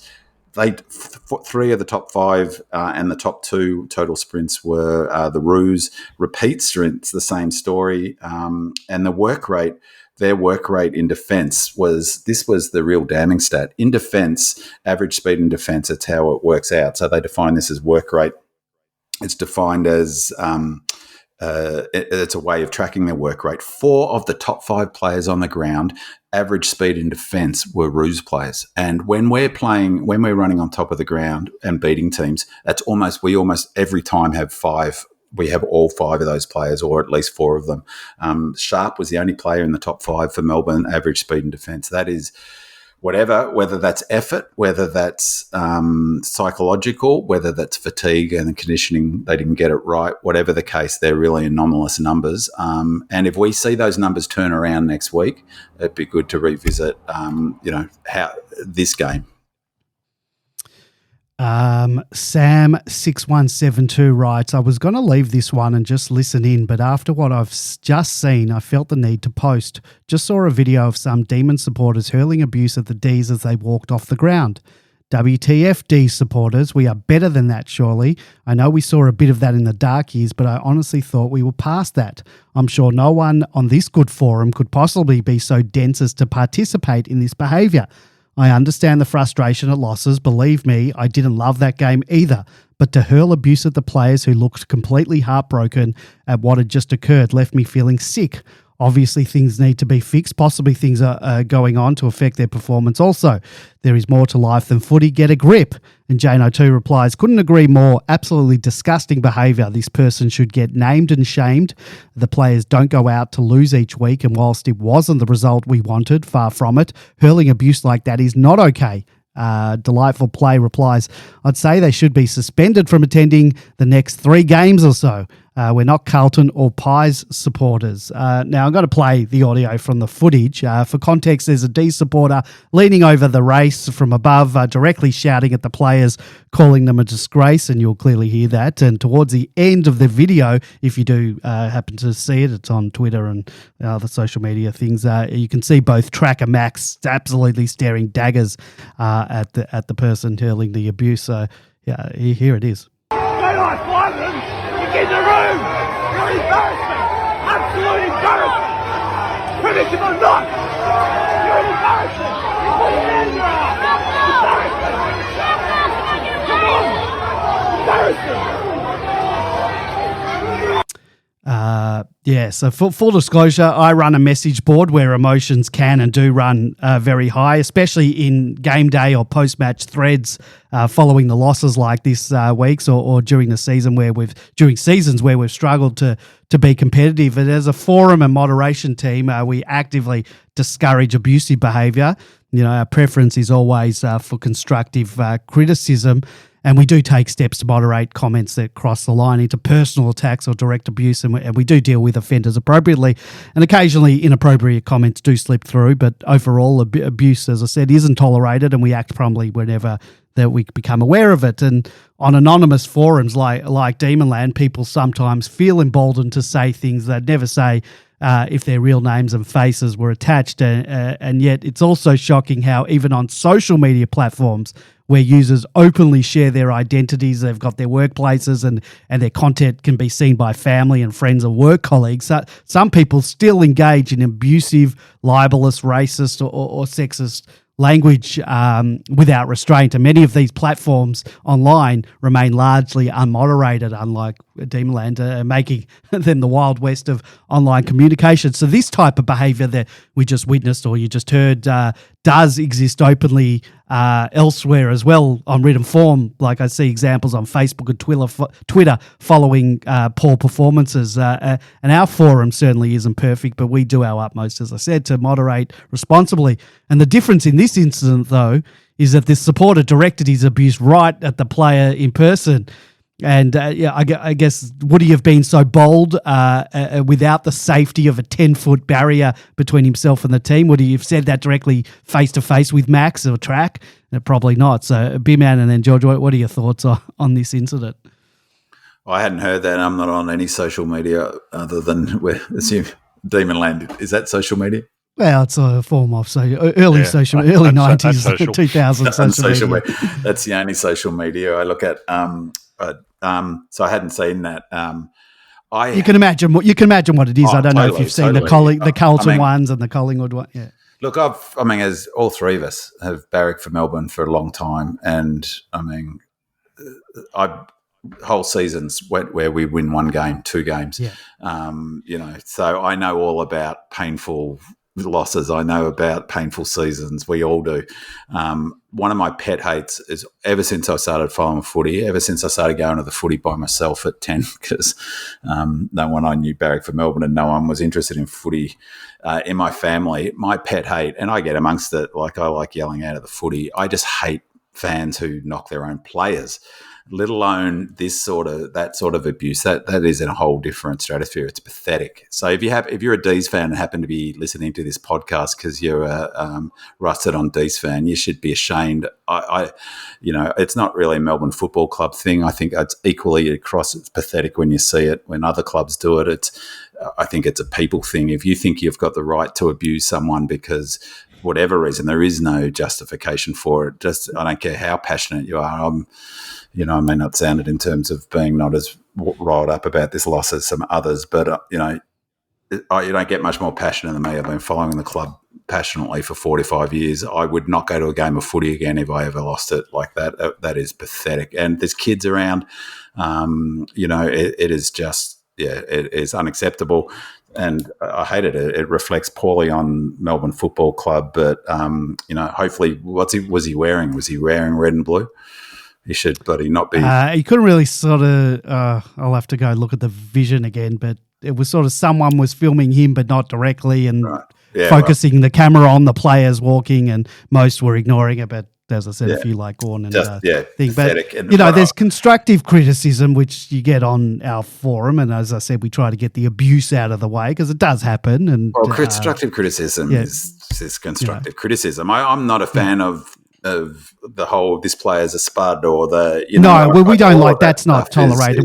We get rid of that stuff when we see it. But that's another level. It happens. On a more positive note, one of the things as a flag when we talk about the practice games, I've got a real soft spot for the Roos and always like the Roos. Saw a lot of the games in the 70s and so I've got a lot of sympathy for the Roos fans who have struggled so mightily in the last 10 years or so. So on a positive note, I was really happy for the Roos fans yesterday, if it sounds a bit stupid. And that sort of Pillock that, he there's lots of Roos fans who have been there, and hope I didn't see much of that from Roos fans.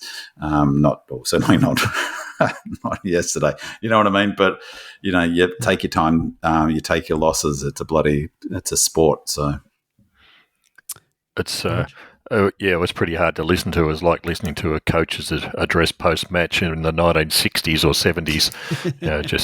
Just ridiculous ranting that wasn't needed at all and did nothing for anybody. The real danger with something like that is, as fans, we enjoy access to players. We can lean over the fence. We can see the action right up close. If people start doing that sort of thing, what we'll start to see is exactly what we're seeing at the soccer, where fans are fenced in behind barbed wire fences. They're coached to the ground to avoid contact with other teams. We'll see the situation even that's starting to develop in NRL, where players have to come out through a blow-up race to avoid contact with fans, particularly afterwards. These are the sort of things that that sort of actions will lead to. You'll lose your access to the fans on the very fortunate basis that we have today. So, the less of that sort of thing we don't want, even less. We don't want any of that sort of thing occurring, because everybody is going to suffer as a result of it. And the kids, like, it's funny you should mention that, George, because I was on the train afterwards, Southern Cross, and it was packed full of Roos fans who, as I said, I was happy for them. And, but a whole bunch of Melbourne fans, little kids, a whole bunch of Roos fans, little kids, women, people from, different backgrounds, all on the train, no dramas, no hassles, like a lot of disappointed Melbourne fans, a lot of up and about Roos fans.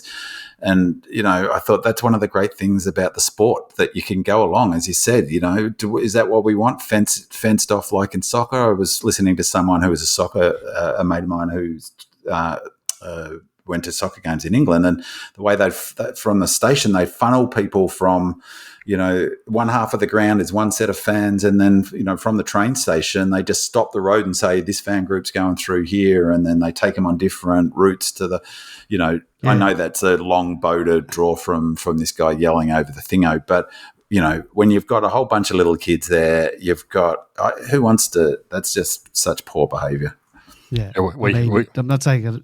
Go ahead, George. Sorry, we had a relative from Holland staying who was a mad soccer fan there, and she was terrified about going to an AFL game until she saw what was happening.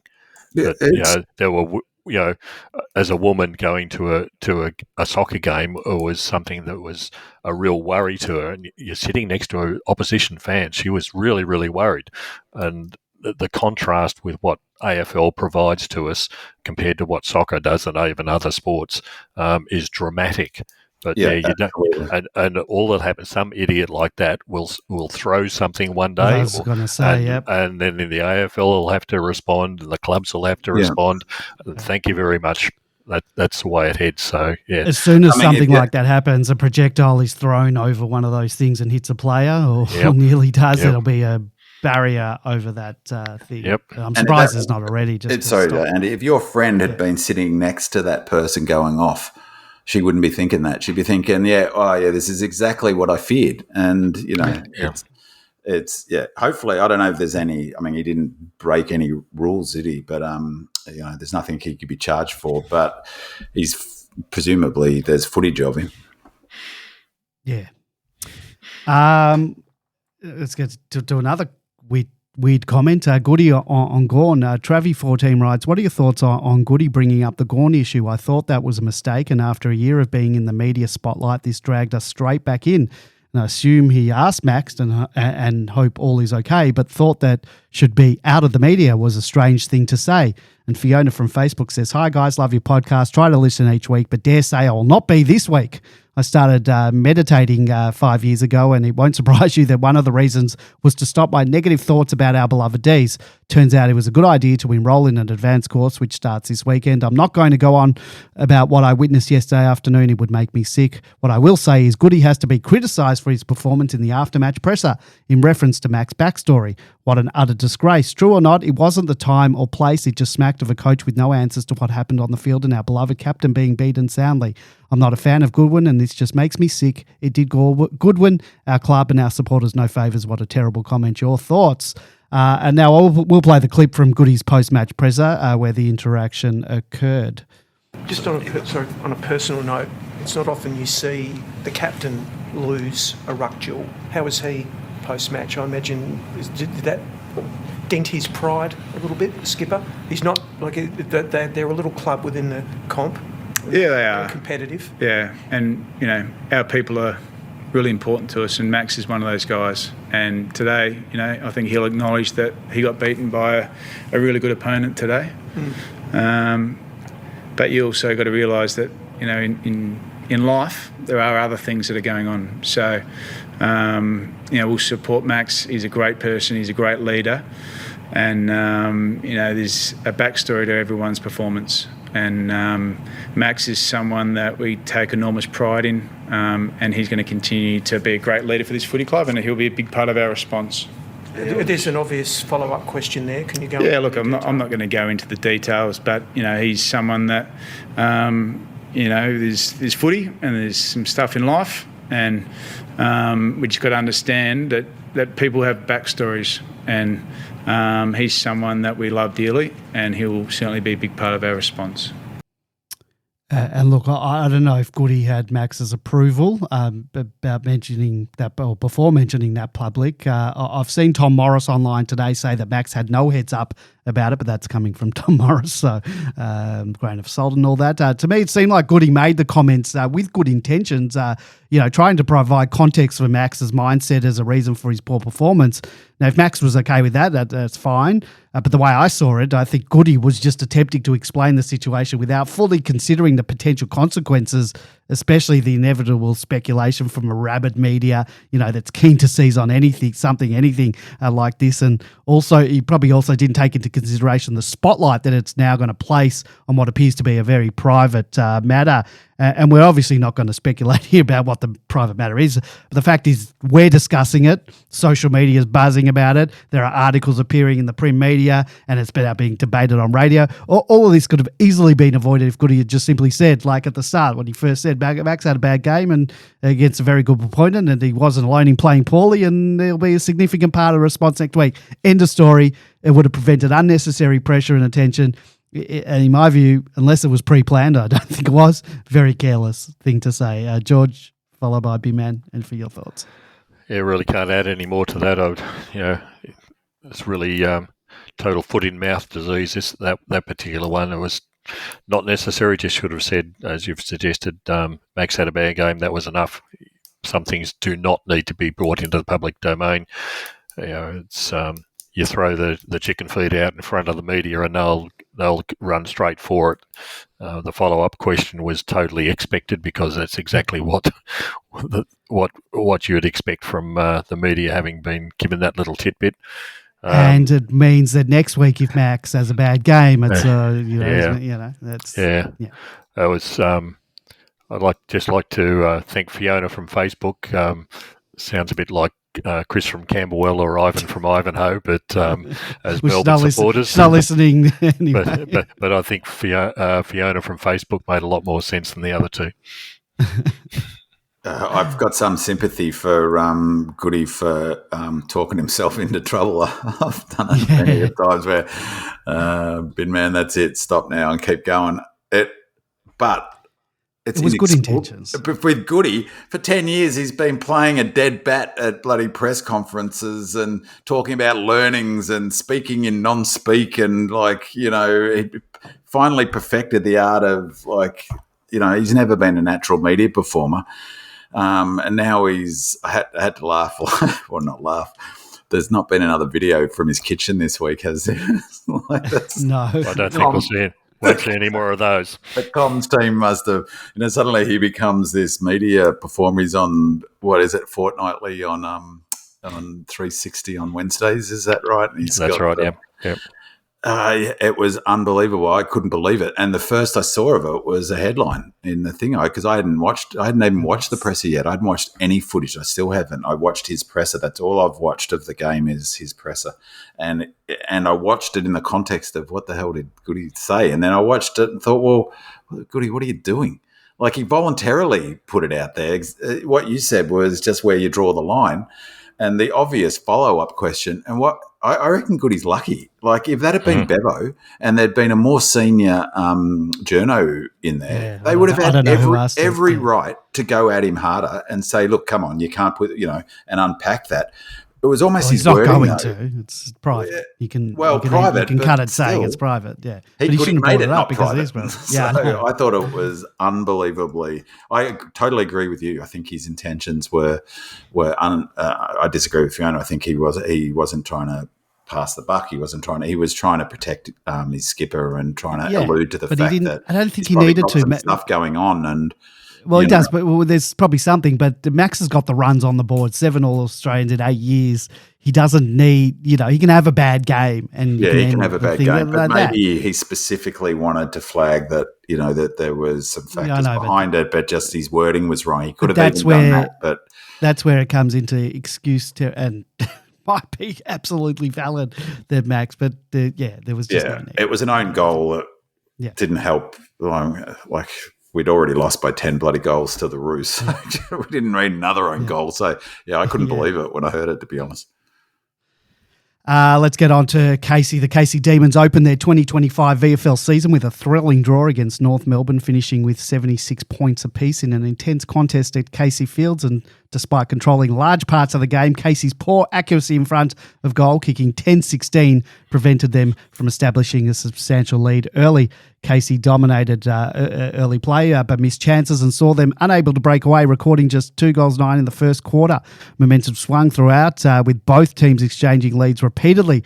North Melbourne took control early in the last, building an 18-point advantage, but Casey showed some great resilience, fighting back strongly with late goals from Chance Daltrey, Noah Uze, Tyler Edwards and Tom Fullerton. North had a late chance to win but missed, resulting in a draw. Standouts for Casey including Riley Bonner with 35 possessions, Riley Boldy with 31.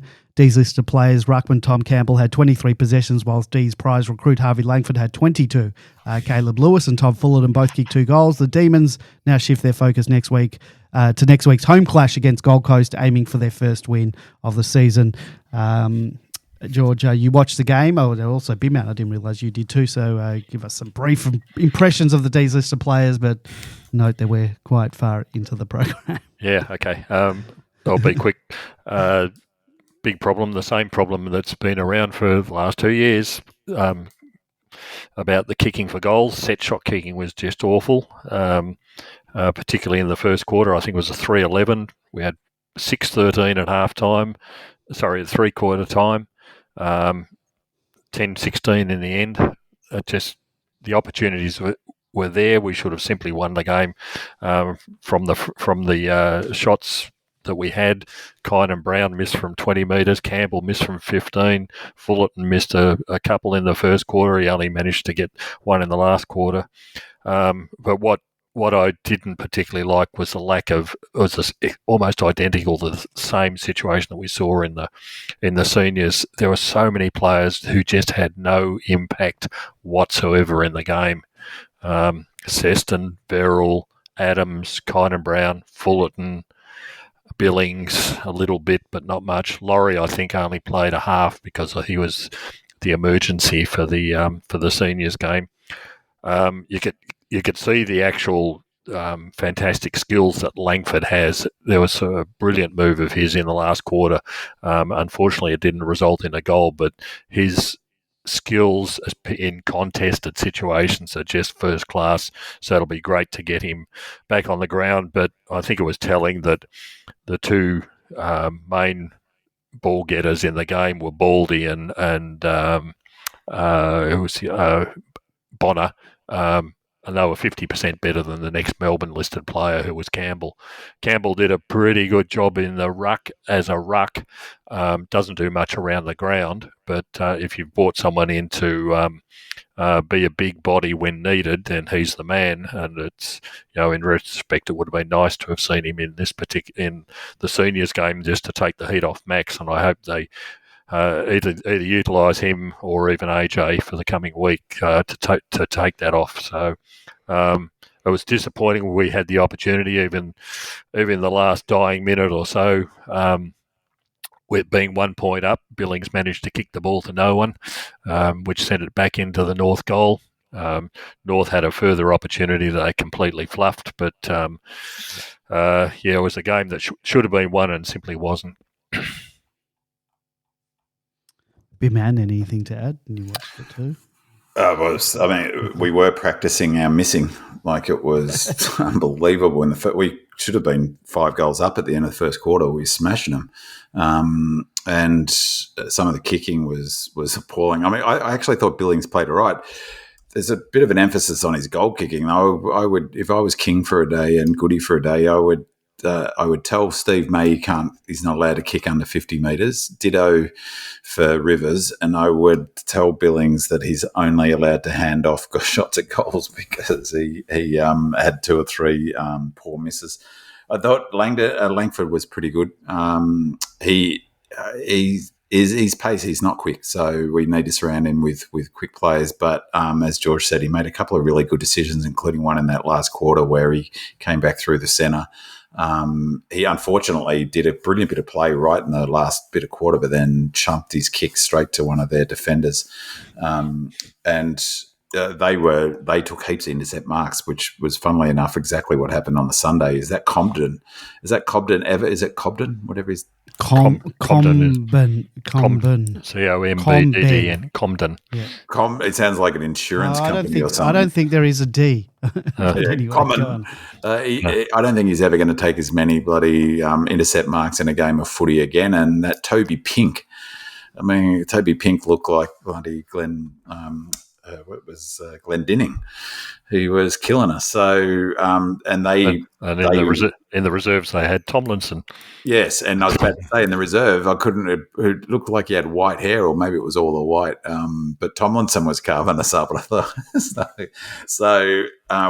the positive out of it was that we didn't lose that game because we were 15 points down and the win was pretty strong. So for them to fight back, I was really pleased with that. I thought Baldy was where's he from? He's a new player to Casey, isn't he? Frankston, Turin, I think. I had to laugh because for a little while there, I thought they were just having a go at him because he didn't have a hair on his head. He doesn't. He's bald and called Baldy. By name, Baldy by nature. Yeah. But yeah, they're definitely the shooting for goal was exceedingly frustrating. And just on Campbell though, is that one thing is that we talked about it. It's important to have him in the twos to be able to at least practice the structures and the setups. And it was great to see Langford at his feet. We're really going to miss White this coming year. I felt there was a real lack of leadership across the whole ground. He was one surety. Yeah, that ability to move the ball out of the centre, and he's just that level above VFL, not quite AFL. Yeah, we'll really miss him in the coming year. Absolutely. All right, let's get into changes. One positive. Yeah. I thought Fullerton played all right. Like, it was the best of. I won't go crazy on it, but he did a couple of nice things, kicked a couple of goals, took a couple of good marks. The bit of a disappointing was Varel had no impact whatsoever, really. Demons injury list continues to grow with Jake Lever ankle and Matthew Jefferson hand, both suffering injuries during the game. At this stage, the severity for each isn't clear unless reports come in, but it's unlikely either will be available this week. Stephen May fractured larynx and Caleb Windsor foot are also expected to miss again, and it's a bit strange to me that May only saw a specialist late in the week last week, despite sustaining the injury in the lead up to round one and missing last week's match. Windsor, meanwhile, was seen on crutches in the room at the Marvel post game. On a brighter note, Aidan Johnson will be available this week after serving his one-match suspension. Jake Melksham was listed as 1 week away last week, though it's uncertain if he'll return immediately or regain some match fitness at Casey first. So before getting your thoughts, I've got some audio from our good mate Salty. Given today's packed show, didn't have a place to sort of put it, but he does mention, I'll play it now, he mentions a player that we might consider dropping, and we can discuss it here. So I'll play the audio from Salty, then B-Man, followed by George. Give me your changes and any comments you want to make about what Salty has to say. Boys, Salty, what a horrible game. I haven't had that feeling at a game since like the Mark and Yield era, since like the mid-teens, and we're just non-competitive. And the most annoying thing is like I have an expectation of us now, and we still stink. A couple of quick ones. Would you drop Bailey Fritsch? Really not getting it done. 4 touches, 1 goal. 0 tackles. What is he providing? I'd almost bring Aiden Johnson in and leave Bailey out at this point, depending on Jeffo, obviously.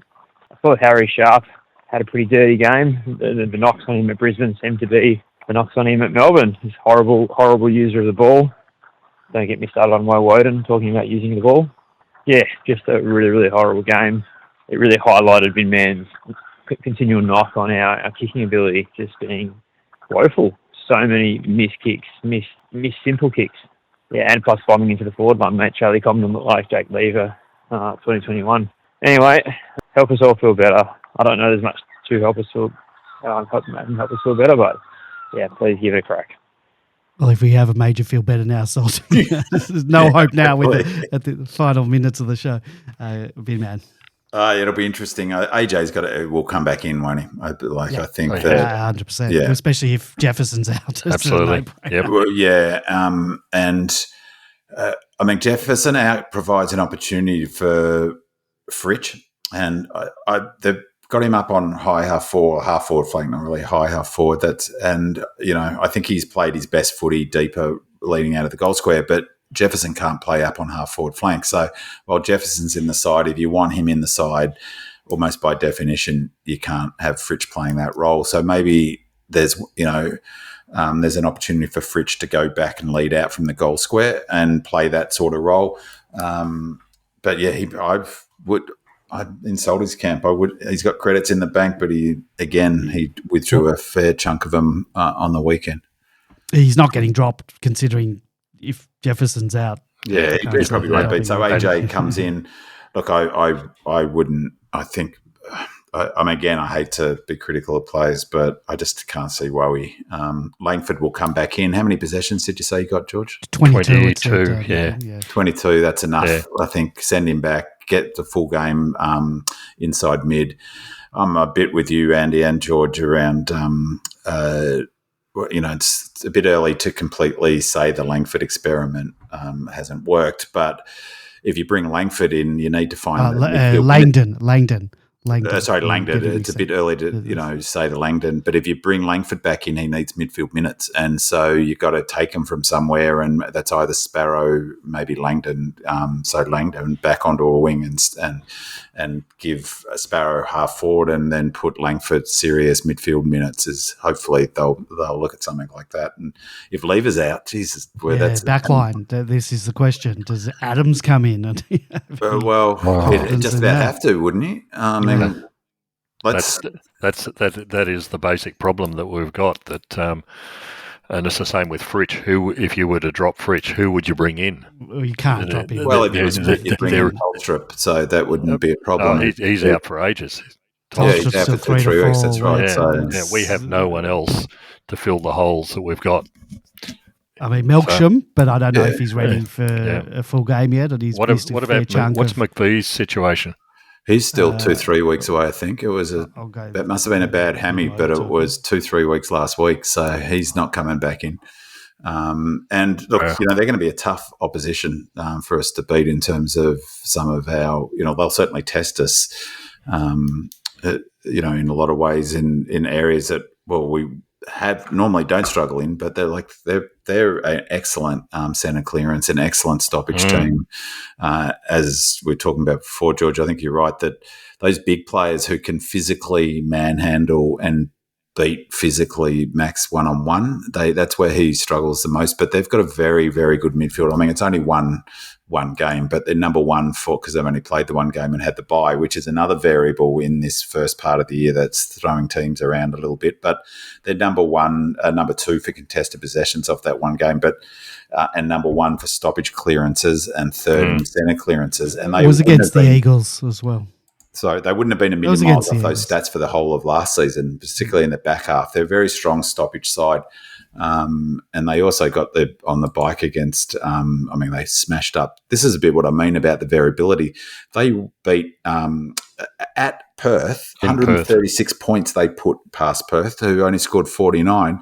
Well, a week later, the Lions go to Perth and only win by 18 points. Explain that. Like, that is a bizarre thing. That's what I mean by about how variable. But nonetheless, they beat them by 87 points, and the Suns were unbelievably effective in their forward half. They 22 repeat entries into forward 50, scoring 10-4 off 64 from forward half intercept possessions. 53 more points than the Eagles could muster from that score source. So they'll look to do something similar against us. They play very similar to Melbourne, and very strong stoppage side. And so we'll have to beat them in the stoppage to have any chance of winning. And I think our leg speed worries me. Hopefully Windsor's key. So that's the other one. Windsor. I'm not sure. Have you got any intel on Windsor's situation? I did mention before he was seen on crutches. I saw him with my own eyes on the Channel 7 news report in the background on crutches. So maybe it could have just been keeping the pressure off the foot. I think it was it an infection again? Didn't he get an infection? I know. Yes. Yep. We've had two larynxes and a player get two infections. Do we know? Did he have surgery? Is he just keeping pressure off the foot, and that's why he's on crutches? Well, I mean, he's structural. Not him having in the side really exposed and Cos as well exposes our leg speed. I mean, the Roos. I got it wrong on the Roos last week. Saying what plotters they were quicker than us. That's for sure. Well, before we've done a bit of it. I was just going to give him a preview of the game before we go into it. A preamble. Demons. And we've got the unknown injury of the week. We had Windsor last week, so we had Stephen May as the week before, so we've got one to come. Sure. Well, Lever is rolled ankle. And then Jefferson, the poor bugger, busted hand. What's that, a 4 to 6 week? Marty Hall is the player who maybe he could come back. Yeah, he says tests. Jai Cully's 3 to 4 weeks. Aidan Johnson's back this week. Luca Campfield, don't worry about him. 4 to 5 Marty Hall weeks. played against KC. Yeah, he did, yeah. This is last week's thing. Judd McVie was last week. It was 2 to 3, so that's 1 to 2. Melksham 1 week, so he's probably back for Casey this week. Tolstrup was 3 to 4, which was 2 to 3. Well, it's 2 to 3 now. Yeah. But he's still away, and Windsor TBC, and it's the same with Stephen May. May on the Channel 9 News, they said he went to see the specialist today and had good news, whatever that means. Oh, okay, they said that today, because I was wondering, why is he just now going to a specialist? Should have been at a specialist as soon as he did it. Especially at the Melbourne football. You couldn't drop a bloody football on the MCC without landing on a medical specialist, could you? Yeah. So the Demons return to the MCG this week, looking to secure their first win of the 2025 season against the Gold Coast Sun. Fresh off a bye, the Suns enter this match full of confidence after a strong victory out west against the Eagles in round one. Former Demons Academy player Mac Andrew and high draft pick Sam Flanders are both expected to return from chest and back injuries respectively, and players always seem to find their way back just in time to face the Ds. And if there already wasn't a good dose of MFC SS laced into this show, which there has been plenty, there's some more for you. George, anything you want to say about this match? Yeah, like the Suns aren't what they used to be. Hardwick has picked up a couple of very good players to fill holes, like Daniel Rioli. Their midfield has matured over the years. The talent has always been there. It's now matured to the point that they are serious contenders. And the job that they did on the Eagles was in no part due to the maturity and the skills of people like Rowell and Anderson and Tuke Miller and Humphreys now in the middle, they're going to be a seriously good side this year. They will really challenge for finals this year with the teams that they got. They've got both Charlie Ballard and Collins holding down the back line beautifully, which is what you need. They're going to be seriously hard to beat this week, particularly coming off not only an 87-point win, but a bye after having travelled to Perth, which most clubs don't get the benefit of as well. So, yeah, they'll be seriously challenging at the very best. They will indeed. So it's interesting on the betting front. We're $1.80 favourites. Take it for what was it's that worth. Was that before or after the Melbourne game? Now we're $2.75 second favourites. No, or at least we were yesterday. I'll have a look now. Well, I'm not much of a betting man, but I'll tell you, B-Man, put money on the Gold Coast. We're $1.94. They've come into $1.90 favourites, but it's basically a coin toss. So, it just speaks to the curious nature of footy at the moment, doesn't it? All right, well, I think that's where we're going to leave it for tonight. We'll be back next week to break down our game against the Kangaroos. If you want to listen to the show live as it happens, head on over to demonland.com on Monday nights at our new time of 8 p.m. And thank you to our 5-star reviewer on Apple Podcast. That's a thank you to True Red and Blue. Thank you to our commenter on Facebook, Fiona, and once again, apologies last week to Vic and Nat. And thank you to our voicemailer, Salty. Your questions and comments are an integral part of the show. So thank you to our Demonland posters who submitted questions and comments. Thank you to Sam6172, Leave It to Diva, Demon Saw, Go Lordy, D Future 15, Ethan Tremblay, D Old Fart, Mandy Lorian, Red Jacket, Doug Reamer, Ross Millen, Youngblood, Lazy, Buddha 82, Pipe Fitter, Garbo, D Minion, Scroll, GS77, Roosted Far, Dice, Lefty, Demon Cat, Witch's Hat, El Diablo 14, Pingu, Go D, Supreme Demon, Jane02, Delightful Play, and Travi 14. And thank you to my co-hosts, George and B-Man, and thank you to you, our loyal listeners. And don't forget to leave us a 5-star review and a comment on Apple Podcasts, and we'll read it out and give you a shout out on the next show. Go Demons! Go Red Leggers!